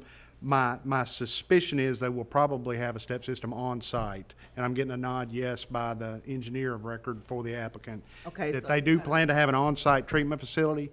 After it goes through that 7-stage or 6 to 7-stage treatment, there's a UV stage, as I understand it, from the director of the Water Authority to kill off any remaining bacteria or whatever, at which point the water is released into the drip field on the property. The difference in that community drip field and somebody's traditional septic tank drip field is on a traditional septic tank, you're actually using the ground soils area to treat the raw effluent. In this case, it's presumably treated water before it ever hits that community drip field. In other words, you're telling me, just for clarity in my simple mind here, that all of it's gonna go into like a big old waste pond. So my question is, probably a sand filtration system. Sand filtration. Okay, so if it fails in 10, 15, 30 years, who's responsible? It's the responsibility of the Water and Wastewater Authority of Wilson County and their contractors. I just want to make sure that it wasn't a builder, because most of the time I've dealt in real estate and other transactions where things like that happen. The builder's got his cash, he's gone, it's done. It's left the responsibilities of the homeowner. So that's the reason why I asked the question today if there was an HOA, to make sure that whatever goes on with this C system, whatever sewer system, that it all, it's not back on whoever buys houses there. Yes, ma'am. So thank you. Commissioner Robinson? I can't say a whole lot about this because that's definitely not my district. I live in the Glade. But I can talk just a second about some issues when they brought up about the roads. Now, Burford Road is a 28-foot road. That's regulation roads in this county. There is also, will be a turning lane on that road into this development. It has to be, because that is a road regulation. It's been put in there for years. Should, regardless of rezoning, should it develop in any type of significant development, I think Steve Murphy would agree that it's anything, I believe, above 25 lots as far as the road commission is concerned. They're going to require that center turn lane and decel lanes as a starting point. It is going to be there. Yeah. You're exactly right. And I want these people to understand whatever happens here. Now, the one difference that I would push for, that we would probably have to talk with the developer, if it doesn't get rezoned according to this master plan, their traffic study and our review, both did not like their initial layout, because it had, I can't remember how many exactly lots on the original layout, but I believe it was 7 to 10 lots that had direct access by driveway to Burford Road through curbs and everything else. We didn't like that. Apparently their traffic study engineer did not like that either, and in both cases we were recommending that they try to internalize that road system. So if you don't rezone it, that may come back up, but we're still, as your staff, going to probably push very hard for them to consider an internal road system because of the curvature of Burford Road in the area. Okay. Well, I will tell you that I know from being there for a very long time that Steve Murphy will make sure whatever is done out there on that road is safety for everybody. Will be safe. Commissioner Bishop? Oh, well, I wanted to ask a question a while ago, but has the developer, has Mr. Fleming met with these people in the community? I mean, is there any sort of communication going on with them? Mr. Fleming can answer that question for you. I have reached out to anybody that I knew needed to be reached out to, so there's a lot of faces here and a lot of people that spoke that I did not know. Spoke with you. I spoke with Scott Victory, Jeremy Lakeman, reached out via text for the Swindells and Reagans. My office is right there on Town Square. If you guys, not just tonight, but other time have questions, comments, concerns, you're more than welcome to come into the office. We can show you our packet, our PowerPoint, anything else as well. With the people that I knew, I tried to. Mr. Smith? Thank you, Mr. Chairman. Real quick, I do agree with Commissioner Kurtz. He has a valid point. Secondly, I'll call for question. And thirdly, as soon as we vote for this, can we have a 5-minute recess for a bathroom break?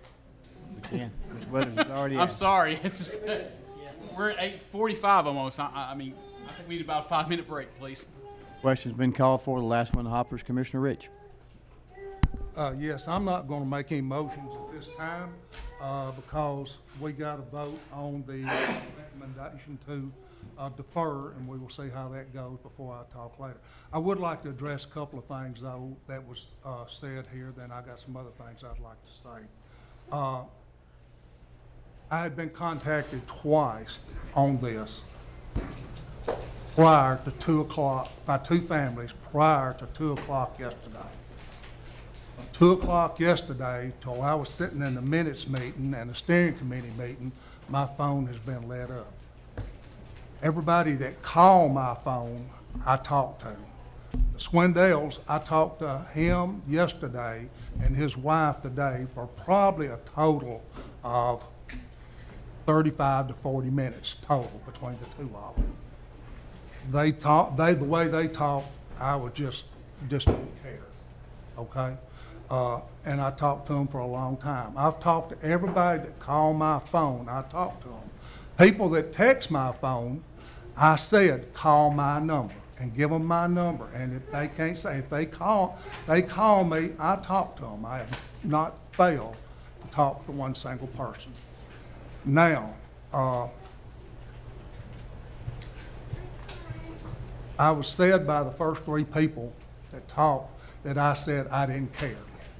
I've still worked with some of you on this commission for 16 years. I've worked with at least everybody else for a total of 4 years. If you ever heard me say in this meeting, I didn't care, I think I've been one of the better listening to your concerns in this commission, anybody. You know, the thing, I don't like development either. I don't like development. I don't want to see, I don't want to see Wilson County get any bigger. But it's going to grow in the next 15 years. It's going up 100,000 people. It's going to grow. Now, I'm leaving here at the end of August. Some of you are gonna be here, and there's gonna be some new ones here. You're gonna be faced with this every time you got a development. You're gonna be faced with this from now on out. I think if we're not gonna listen to what our planning office says, the planning office has recommended this fully. The stormwater's recommended fully. Emergency management, no comments. They say that means we can support it. School system, no comments. That means we can support it. It went to the planning commission. Nobody spoke before the planning commission on it. No, there was not a single opposition. And like I said, I didn't have any contacts before 2 o'clock yesterday. And then it's been led up since then. So if we're not gonna listen, if this commission is not gonna listen to Tom Bashir and his office, and you're not gonna listen to your planning commission that voted unanimously, I think our next vote needs to be to do away with these two departments and just let people come in and speak, and then y'all can decide what you wanna do. If you're not gonna listen to the people that we're paying.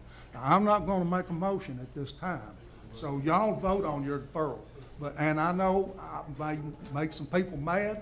They got a lot of people out there mad at me anyway. I put on my big boy britches this morning, and I'll go out here with them all, okay?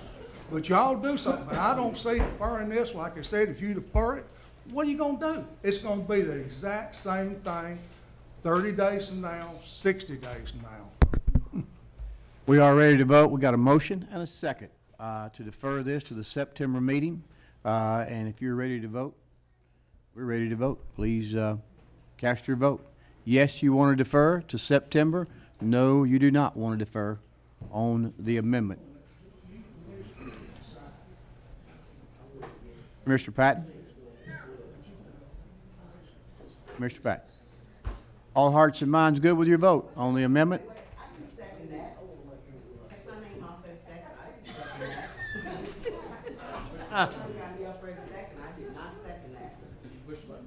No, I did not, and I tried to cut my button off twice, saying I seconded it. It came from Commissioner Keith. And Hey, there's enough heat in this room. I don't need no more. we're good. No, enough heat in this room. I don't want it. We're good. And that's why I asked Commissioner Keith, that's why I was asking, I thought you wanted to speak, but you were saying second. I got you. Makes some sense. Back to business. All hearts and minds good with your vote? Please record.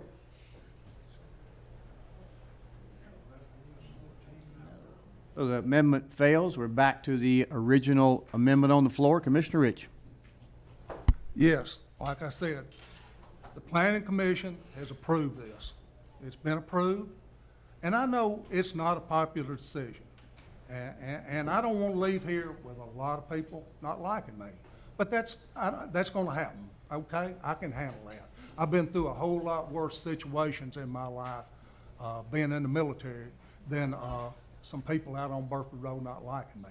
I'm going to support my planning commission that has recommended this, the stormwater, James Vaden, I support him, he's recommended, and everybody else, and the planning commission, which 2 commissioners in here are on the planning commission and voted for it unanimously in the planning commission. I make a motion to rezone this property on Burford Road. Got a motion. Do I have a second anywhere? Got a second? Any discussion? Commissioner Kurtz, you got discussion? Yes, sir. Maybe I was confused with the rules of order on my motion. You just punched the button quicker than you did, and I said when it failed, then you would have the chance to do that at that time. That's correct. But it's not in the order. It depends on who pushes the button. So, apologize for the miscommunication. But if this fails, you'll have a chance to go again. I'm sorry for that. And so let me, and this is Kenny's district, and I have a lot of respect for him. This is kind of an extension of where I live out in this end, and I agree wholeheartedly. We need to listen to Tom. I talked to Tom about this, and I have a lot of respect for Tom and everything he says. But each one of us in this room are individually elected to make these hard decisions. And it's not about necessarily what comes out of planning, because that's a recommendation. That's all it is a recommendation to us. We already have the rules. We already know what we're supposed to do. And I'll tell you, I say this at church. If you don't like the bylaw, if you don't like the rule, then change it. But if it's there, follow it. And that's all I have to say. Mr. McFarland. I would support this entirely if it were not for the flooding issue. We're seeing it all over the county. We can't do anything about the road, but we can get a study done. Tom, you got LiDAR capability in your office? I believe so. Well, you do a study and just, Well, right now, my IT person's on extended leave, but when they get back, we will. you know, if we had that tool activated, either through the Corps, through Tom's office, and it says it ain't gonna flood, we're good shape, I'm all for it. But I can't vote for it if we have data that shows that it will flood. Mr. Franklin? Well, it's not an easy decision for me, but I'm gonna vote for it, and I'm gonna tell you why. Because it could be worse than a PUD. And I'll tell you why it can be worse. I'm from Mount Juliet, and things that develop out there without PUDs, anything goes. I mean, your property values, you're concerned about your property values. It may not be a 2,000 square foot heated floor area, 50% brick, stone, synthetic stone. It may not have a provision that if we run across something on the land, they're not gonna get to develop and they're gonna lose lots. They're gonna get 51 lots. They may not get 51 lots out of this, but they're gonna have to build 2,000 square foot homes. So I'm gonna vote for it just because I think it could be worse if I don't. Mr. Gentry? I was out there today, I drove out there during the rain, and I never saw the sign, and I have a picture of the sign that was posted on the side of the road, and I couldn't believe it. You can't even see the thing. There were actually 3 signs. We are typically required to put them on private property. In this instance, we chose not to put them on private property, being the property that's being requested for rezoning. We put them in the right-of-way because that was the only way we could make them visible. Well, I don't We put fault you. one. I'm just saying they're hard to see. We put, I understand, but we. And I'm not following you, I'm just saying they're hard to Yeah. see. Plus, and I think that explains why none of the citizens were at the meeting originally for this in the plan. Well, that's what I'm saying. And I think in order to give them adequate time, you know, I think the deferral was the right thing to do. But in lieu of that, I have to vote against it. We are ready to vote on the motion to accept the rezoning. It was had a second. If you want to rezone it, you'll vote yes. If you don't, vote no. Please cast your vote.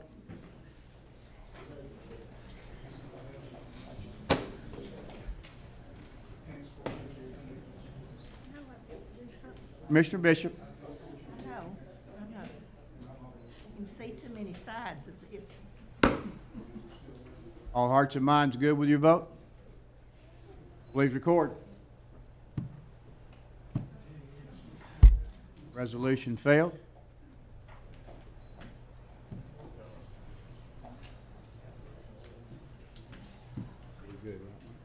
You still have to do an active vote now? Nope, we're done. Good, okay. Motion fails, so it is not rezoned. Thank you for your time.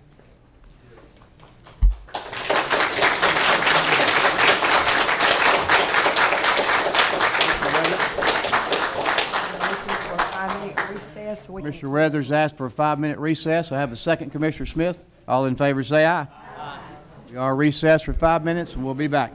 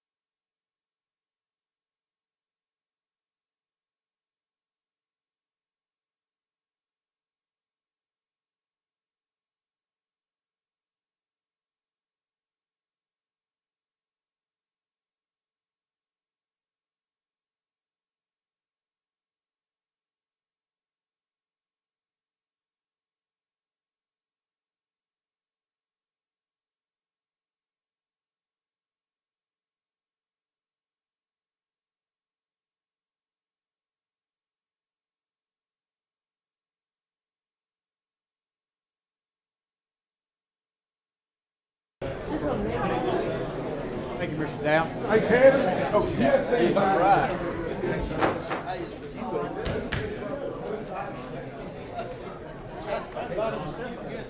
I'd like to call it back into order if we can, please. Ask our people in the audience, if you would, to carry your conversations outside. There a motion to go back into session. Second. All in favor say aye. Ready now for the report from minutes committee, Mr. Bishop. Yes, the minutes committee met tonight at 6:03 in the conference room upstairs.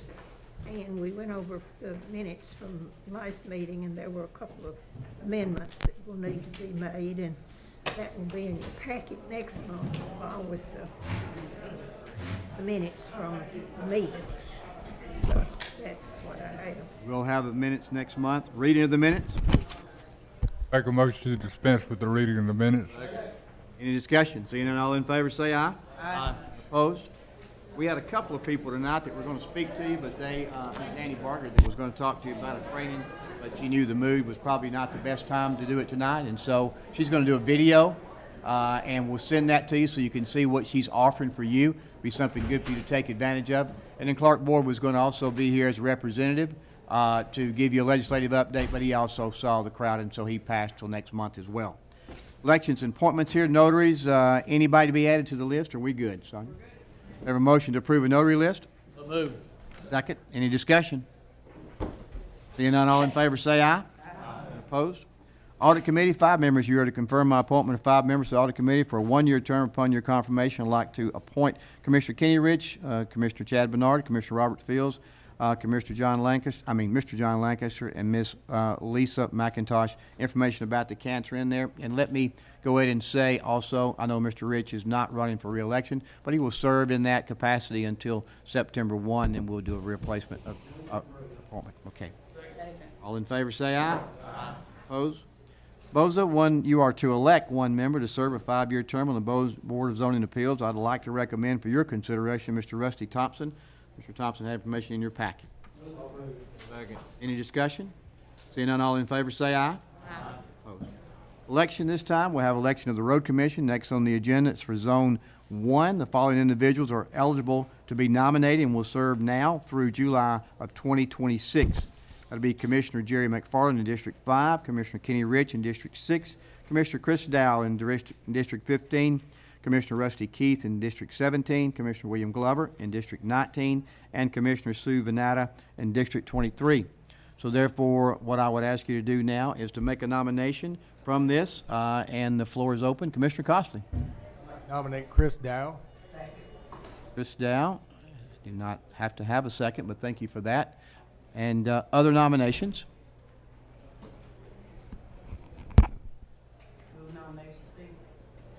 Second. All in favor say aye. Aye. And opposed? Commissioner Keith? Yes, sir. Just for the record, I'd like to state that I was against, prior to August 4th election, appointing this position. It's my understanding from the county attorney, Mr. Jennings, that the said pro quo, I guess, since this has been a law since the 1960s. I just wanted to acknowledge the fact that we're not doing anything that we shouldn't be doing. This is how it's always been done, and it's the way the state law reads. Is that correct? That's correct. I don't know if I'm on or not, but our road law is under a private act from 1961, and it sets up each zone of the 4 zones are elected 1 year each, or 1 year apart. And it says shall be elected at the July term.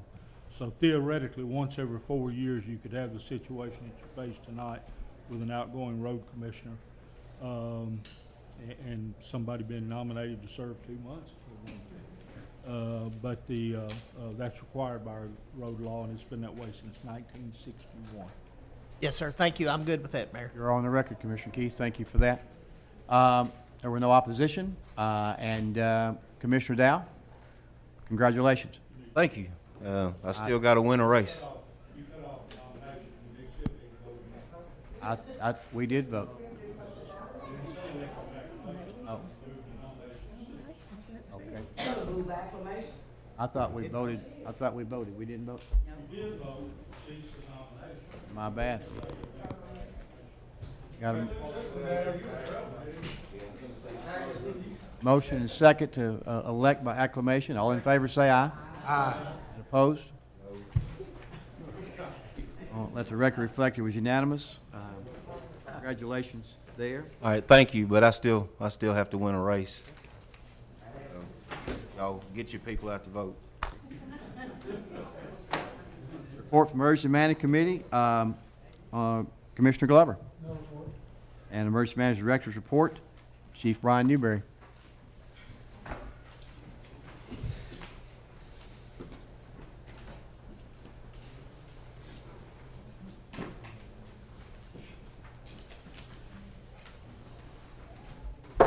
Thank you, Mayor. Commissioners, you should have your packet there that has the monthly totals in it. I won't read all those to you. You've got that. Any questions on any of the report numbers or any of the data there, I'll take those. Just kind of give you an overview of where we're at. We put out applications about 2 weeks ago, and we've gotten 24 or so on what we call licensed or credentialed. They were an EMT or a paramedic. And we're starting today put out applications for uncertified, which means they don't have to have anything. We're going to try to do it all in-house and build folks on our own because the market is just not there. And I say that to say the pay raise that y'all voted in, I think's done that. That's more applications we've had in 3 years. So kudos, and I think you'll see the rewards of that. It'll take us a little bit, about 9 months or so to do it. We'll start out with a basic, what we call EMR class, do an in-house fire class, and then turn around after that and do the advanced EMT class. Again, we're going to do all that in-house with our own instructors. We'll have some from the outside on the advanced part. But we hope that has more buy-in, more family. We'll have mentors assigned to them to kind of push them along and that kind of thing. So hopefully they'll buy into that and get some long-term employees. That's kind of our hope and intent. And again, that's more applications we've had in 30 years, and I think pat yourself on the back for that because I think that's what's got us there, because before we just were not competitive in the market, and now we are. So thank you for that. Any questions? Mr. Gentry? Yeah, Chief, are we manning the stations? No, there's still some days that Station 7 and or 11 may be or not open, just because we're simply down 29 slots still. But we're hoping with this class that starts August the 1st that are already EMTs and paramedics, we're hoping to get we're thinking maybe between 12 and 15 of those that can get on the road. So again, with 3 shifts, obviously 3 people of those just to spread them across to hopefully be able to get, and of course, as you well know, this time of year with vacations and things of that nature, that's even more of a hit to it. So as we get past that and get these folks on the road, and hopefully we'll have some more applications that may be EMTs or paramedics between now and that time we start the second class, we can push them into the orientation part of that and get a few more out there. That's our intent and our hope anyway. Mr. Robinson? I just want to tell you publicly how much, I wish Joey was here, tell you how much that I appreciate your crew, WEMA, everybody for the hard work, long days, I mean long hours and long days. I was out there at that racetrack in June. How much I appreciate the hard work, magnificent job that every one of you did. I mean, it was terrific.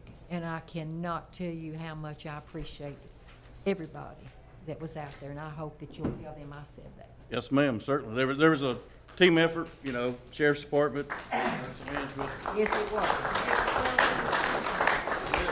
Thank you for that. Any other questions? Commissioner Franklin?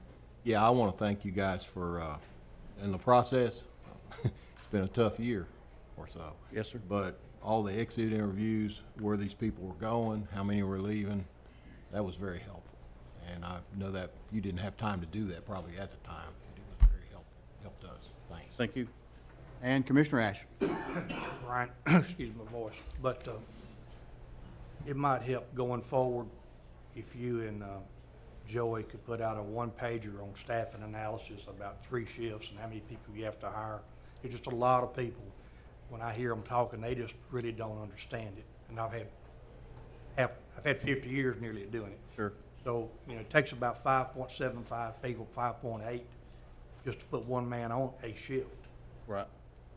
And a lot of people just don't, even in the public, doesn't understand that. So when you see you trying to get 10 people, that's good, but that's not as good as we need to be. So, you know, future commissioners coming on, even some here, just a one-pager explaining how that shift analysis is done might help some people on the way, that when they say, well, we gave you 10, I know that's great, but this is what it takes. Yes, sir. And unfortunately, good or bad, for our department, as you indicated, you know, if the sheriff gets 3, he gets 3 people on the road. For us, the 3 doesn't get us anything in the field as far as staffing an individual, an ambulance or a fire engine, for example. Well, if he gets 3, he really needs that other, because you got your days off, you got your sick time, you got your holidays. Yes, I mean, your RDOs are different. The RDOs are staggered. I mean, those are the kind of things that help educate county. And I got it in my brain, but those that never had to run a 365, 7-day-a-week, 24-hour-a-day operation don't fully understand it. Just put them below one pager together. Yes, I think that'll help going forward. And to your point there, it kind of ironic. We were discussing that today. Division Chief Cooper and I were about, you know, we're to the point and have been to the point for a long time that we could use 15 people, 5 per shift, just to backfill time off when you got 100+ people on shift. Not counting all that time they're building. Yes, sir. You're gonna have to pay for or compensate. Vacation time, yeah.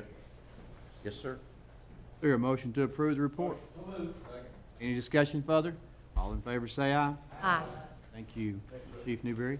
Report from Law Enforcement Committee, Commissioner Rich. Sheriff's report, Chief Mike Owen.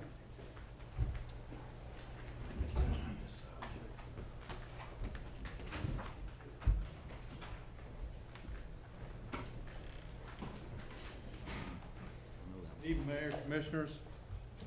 And I really want to thank y'all. Sheriff does too. He apologizes he can't be here tonight, and I know he really wanted to be here, but he'll be here next month. Pay plan, pay study. I know I just heard Chief Newberry and appreciate everything he does, and Chief Cooper, but Director Cooper. It just showed immediate dividends for the sheriff's office. I can't tell you how. Immediately in 1st of July, okay? We're down 21 correctional officers when the sheriff spoke to you last time. We received 11 applications. That's all we received in June. As of today, we received 39 applications processing since July 1st.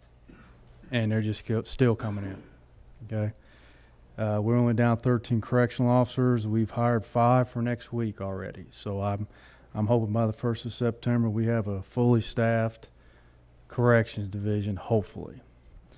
I know I'm doing this a little bit backwards today, but we still have 2 dispatcher openings, and hopefully they're going to be filled by the end of the week.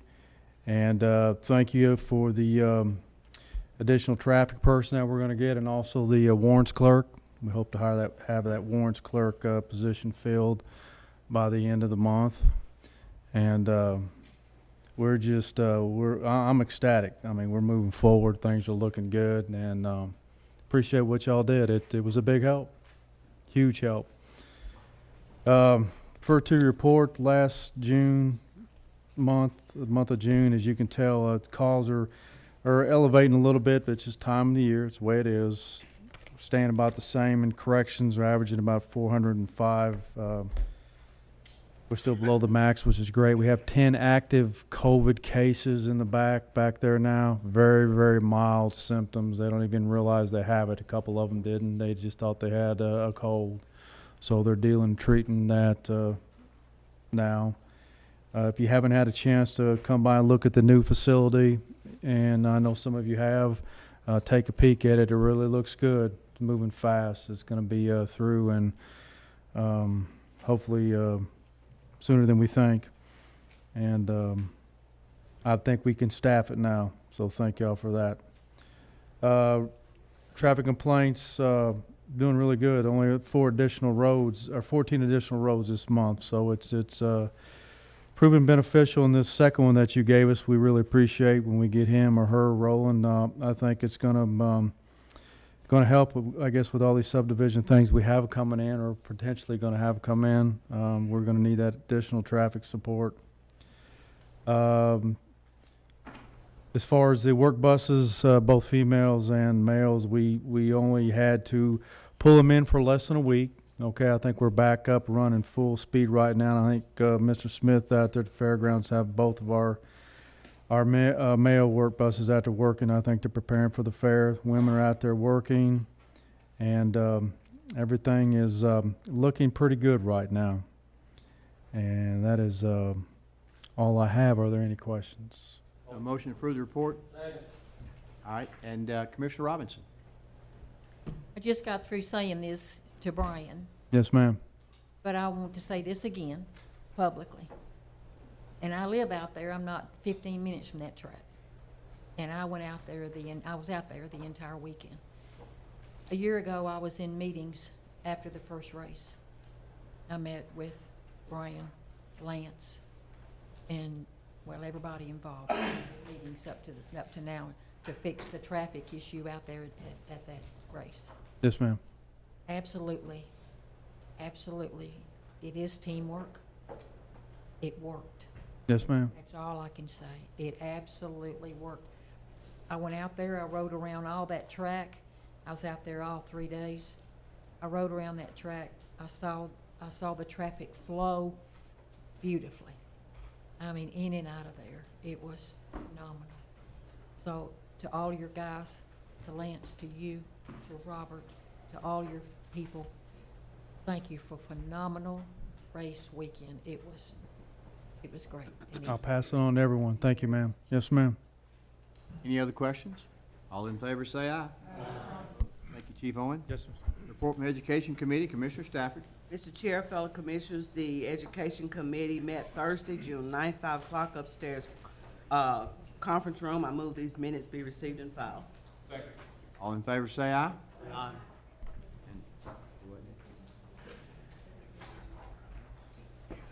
And Director of Schools report, Director Jeff Luttrell.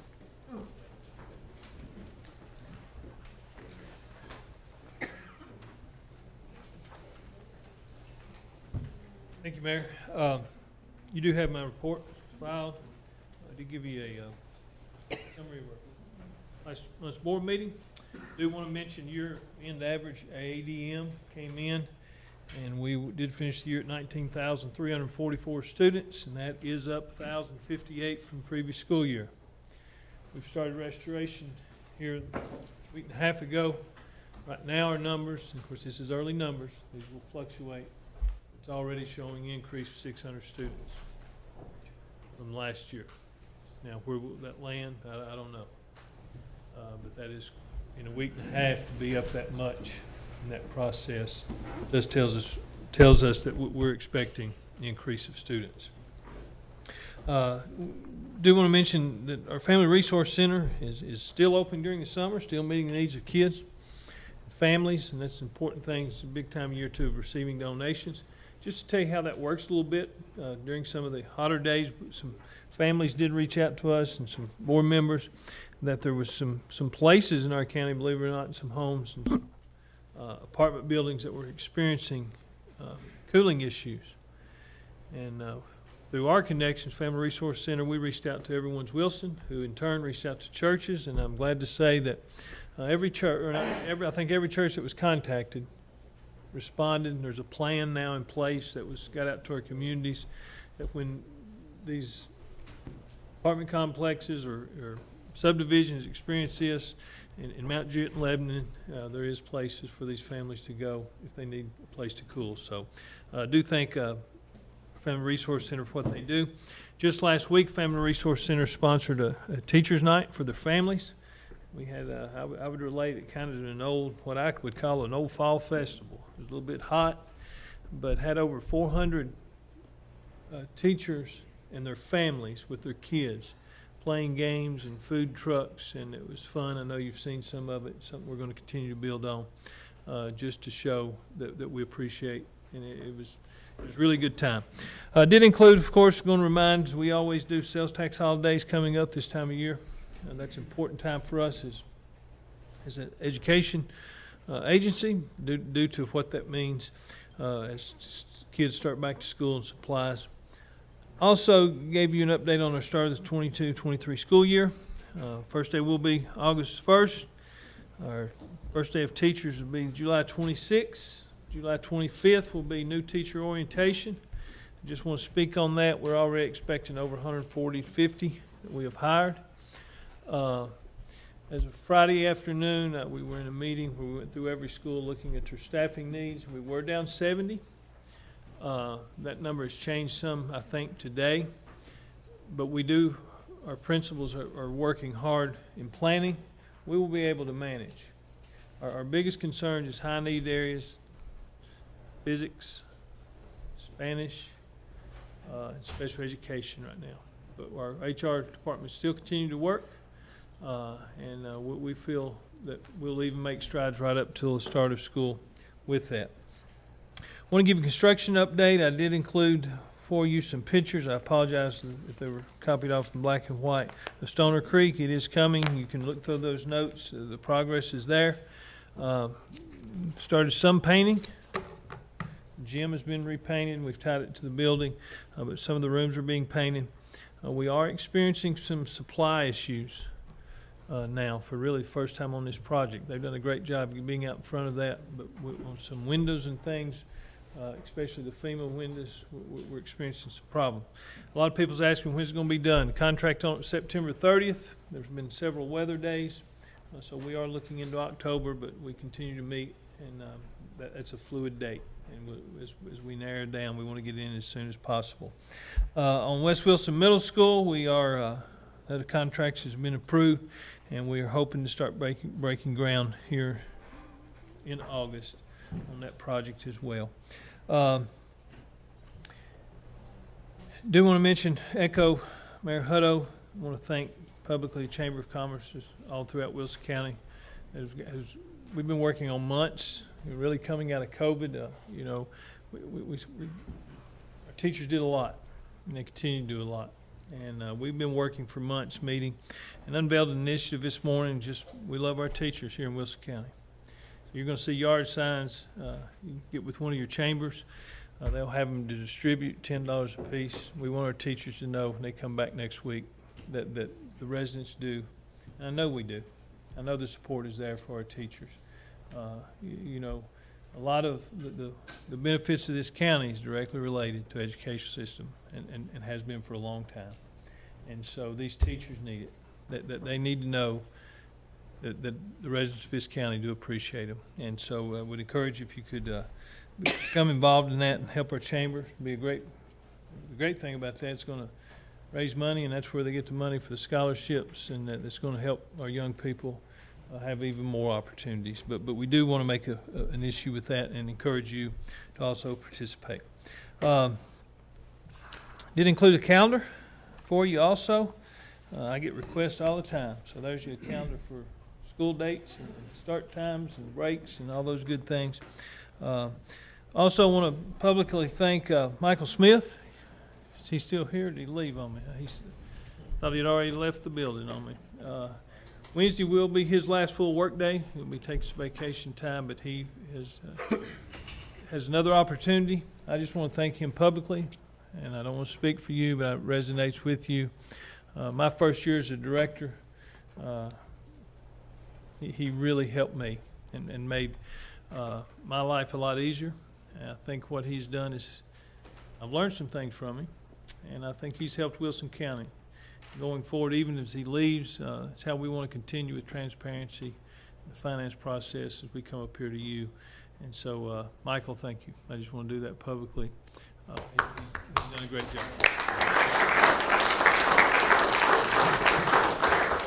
And that is my report. Mr. Glover. Just real quick, since you're splitting his position, he still wasn't interested in staying? Well, I'm going to hire him part-time for consulting, and I'll tell you why. I'm glad you brought that up. This FEMA project is big, and he's been working on that, and continue to work. We got a meeting this week. He will be in representing us still, and we want to make sure that we can pick a phone up and have him on the line. But we did split it up. I offered to split it up earlier in the year, but if you know him, he loves both sides of it. He didn't want to do that, but I have made the decision now to split it up and hopefully make us more efficient. My real question, I appreciate him, but as far as looking at the adequate facility tax every single month, month after month, it's kind of like for the year so far, Lebanon has single family 2221, single family from Mount Juliet's 690, and countywide is 405. Do you break down in your reports how many kids are added on east side, west side? Until they enroll, it's hard to put an address on them. The standard national way of doing that, for every home, you can figure 1.5. That's what schools all across the country do for planning, and that's where it falls. But until they enroll with you, because there's another number. A lot of people, we're over 4,500 students, or over 4,000 registered homeschool students. A lot of people don't even think about that in this county.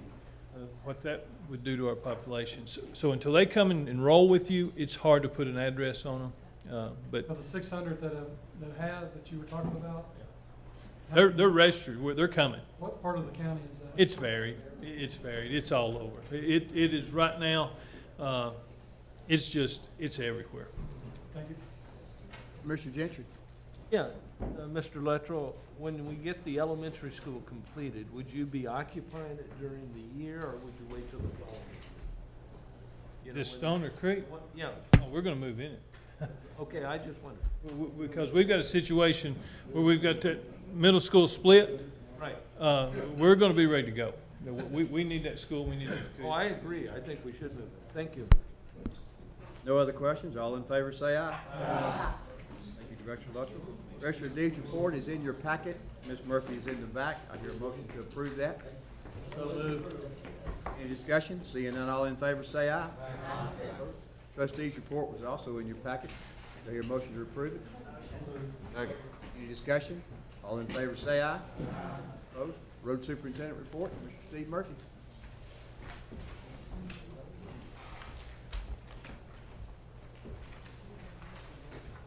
Mayor, Commissioners, I want to ditto what the Sheriff's Department and we've been talking about with the A plan. Appreciate you all commissioners working on it. I know the men and the women, they sure appreciate it. To this day, we have paved 13.2 miles. We're still paving our side road more, our mowing. We can keep them together. Well, I can't get it out, but anyway. We've had trouble with DEF fuel this year with our side mowers, and the DEF fuel is going to be death of all of us, I think. Our arm tractors are all running and doing our regular maintenance. And that concludes my report. Second. Any discussion? Commissioner Breeze. I just want to say thank you for all the road commission has done in my district over the last couple months. I requested Sonersville Ferry be repainted, and that was done really quickly, and that was all requested by people in my district. And I've had several requests to have some drains and culverts cleaned out, and you guys were really great at taking care of that, so I appreciate everything you do. So thank you. Seeing no other questions, all in favor say aye. Aye. Thank you, Mr. Murphy. Ag Center report, Mr. Quentin Smith.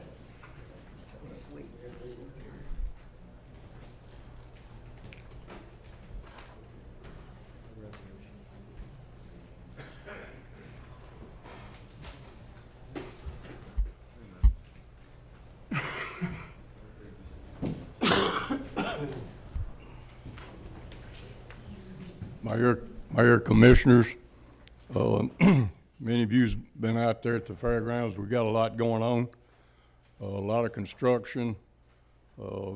We've had events where we're full up plumb into December, and in December we got Christmas light show. What I would mention, I was gonna go through a bunch of stuff. The rest of this month, this weekend, we've got a Tennessee swine show, we got a Tennessee Holstein show, we got barrel racing. Right now, I've got our RV group that will be leaving Thursday. Then we've got another group that'll be there on Sunday. One thing I would like to let you know is we put down a lot of paving out there in the last 30 days, and I would want you to know that the Dancing Lights of Christmas, they paved 2 roads out there. He ended up, and there was 2 roads that was washing out a lot during the light show, so he gave us money to do that. The Redneck Rumble Bunch, Tommy Williams, he also paid some money for paving, and the Wilson Promotions with the fair also chipped in on the paving.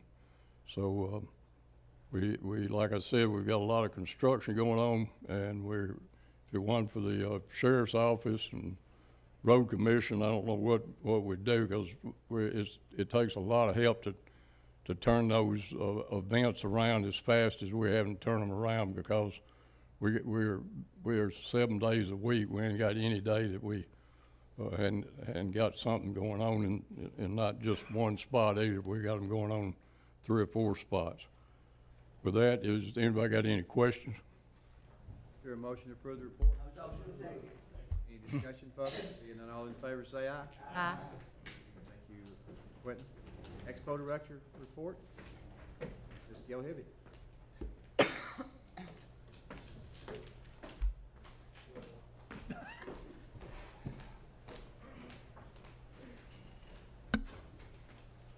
Good evening, everybody.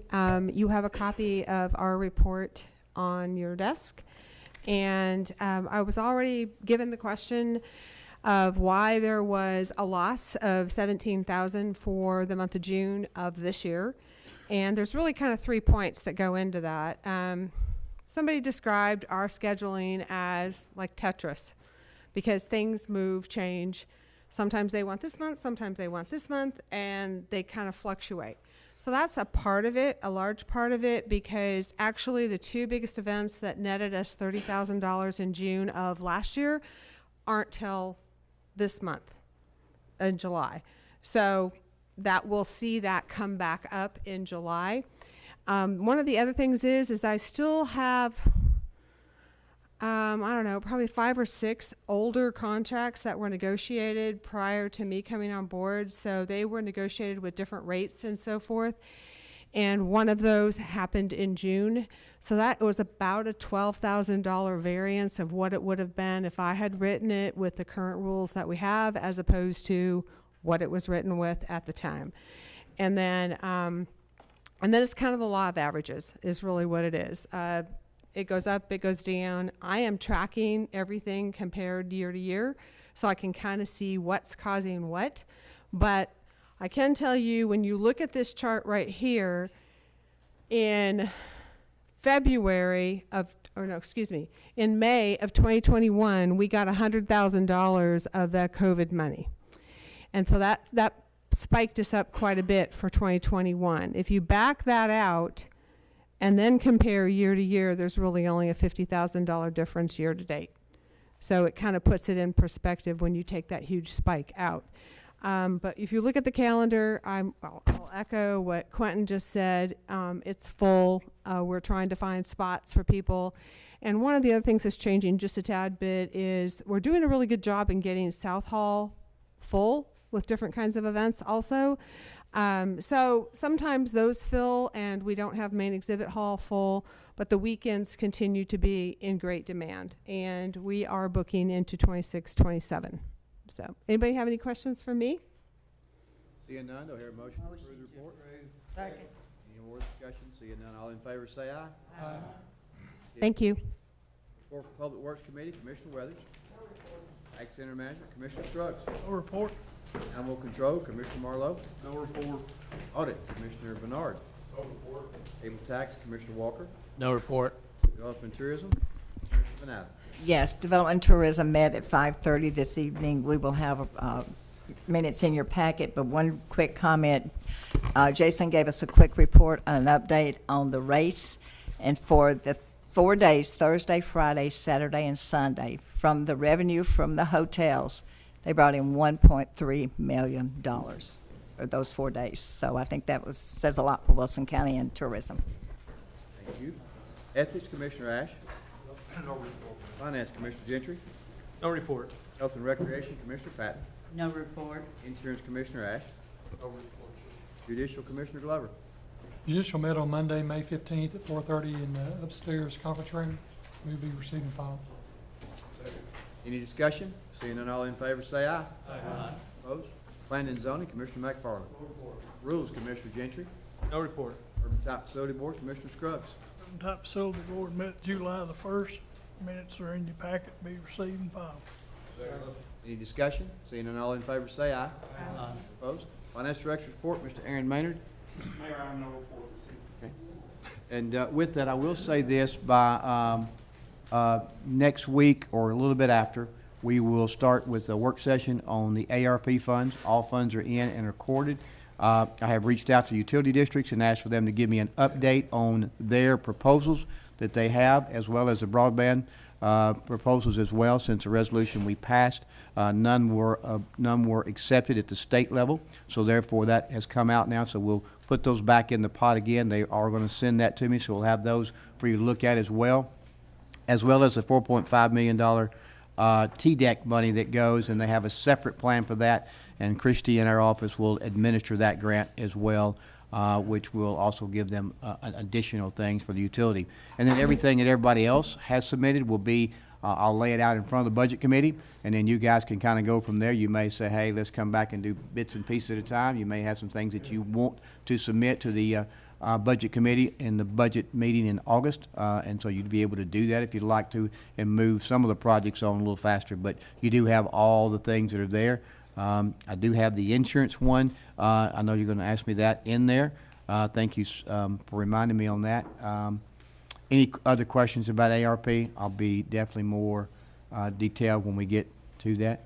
On the libraries, our libraries. Yes. This might be a good time to consider some of that. I noticed that there are some needs on several of them, and not anywhere near money that we're talking about in this ARP. It's kind of budget dust. Would this be a good time to bring those? I don't know if it'd qualify for ARP, number one, and then number two, we always go back to the board. The board will submit what they want us to do when they are ready. I don't push them; they push me normally on that one. Okay, good question though. Any other questions for me on that? Report from Budget Committee, Commissioner Marlowe. No report, but we do have two resolutions. Need to make a motion to suspend the rules. All in favor say aye. Aye. Opposed? We'll vote on both of these with rules.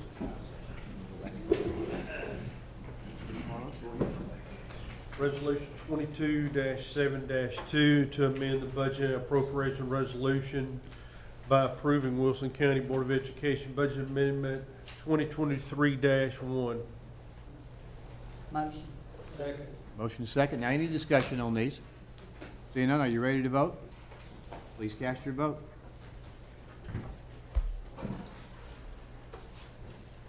Mr.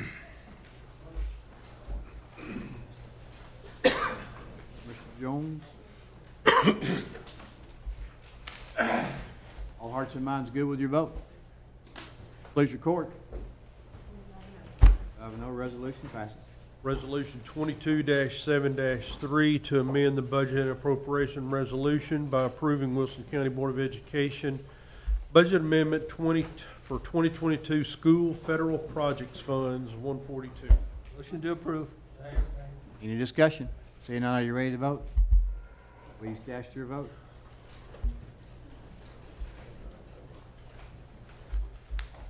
All hearts and minds good with your vote? Please record. 5-0, resolution passed. I got a motion to go back into session. Second. All in favor say aye. Back into session. Any old business to come before this body? Any new business? One more motion. Thank you for your patience tonight and working through the process. Commissioner Fields. Yes, Mayor. With the recent damage that was discovered at Wilson County Memorial Gardens, Hang on 1 second. Sorry. with all the damage that was done at Cedar Grove Cemetery and Wilson County Memorial Gardens, I'd like for the commission to consider let's getting together and helping out restore those markers and monuments and graves that were damaged as a community service. You will, you want to communicate that to all of us by email on how to do that, and you're talking about all of us physically going and working? As many as can. Comment on it. Commissioner Ash? Well, Wilson County Memorial Gardens is privately owned. Cedar Grove is publicly owned. I've been out there about an hour and a half. So, help the city, don't know how we would fall in line. We have to get something from Mayor Jennings that might allow us to. I think he's just talking about us physically going out and helping, not voluntarily. That's good. I'll meet you out there later on. I was out today, it's a mess. It's the third time I've seen that happen in my life. I bet that one. I want to commend the Lebanon Police Department for moving on that really quick. Thank you. Still in new business, Commissioner Smith? Hey, thank you, Mr. Chairman. Really quick, I agree with Commissioner Fields, but do we have a dollar amount at all of what the, yeah? No worries. Maybe we can figure out, how we can help them out. So that being said, I make a motion that we adjourn and go home. I got one more. Commissioner Vanatta? Ms. Bishop just told me she would not be able to help do that. All in favor to adjourn? Aye.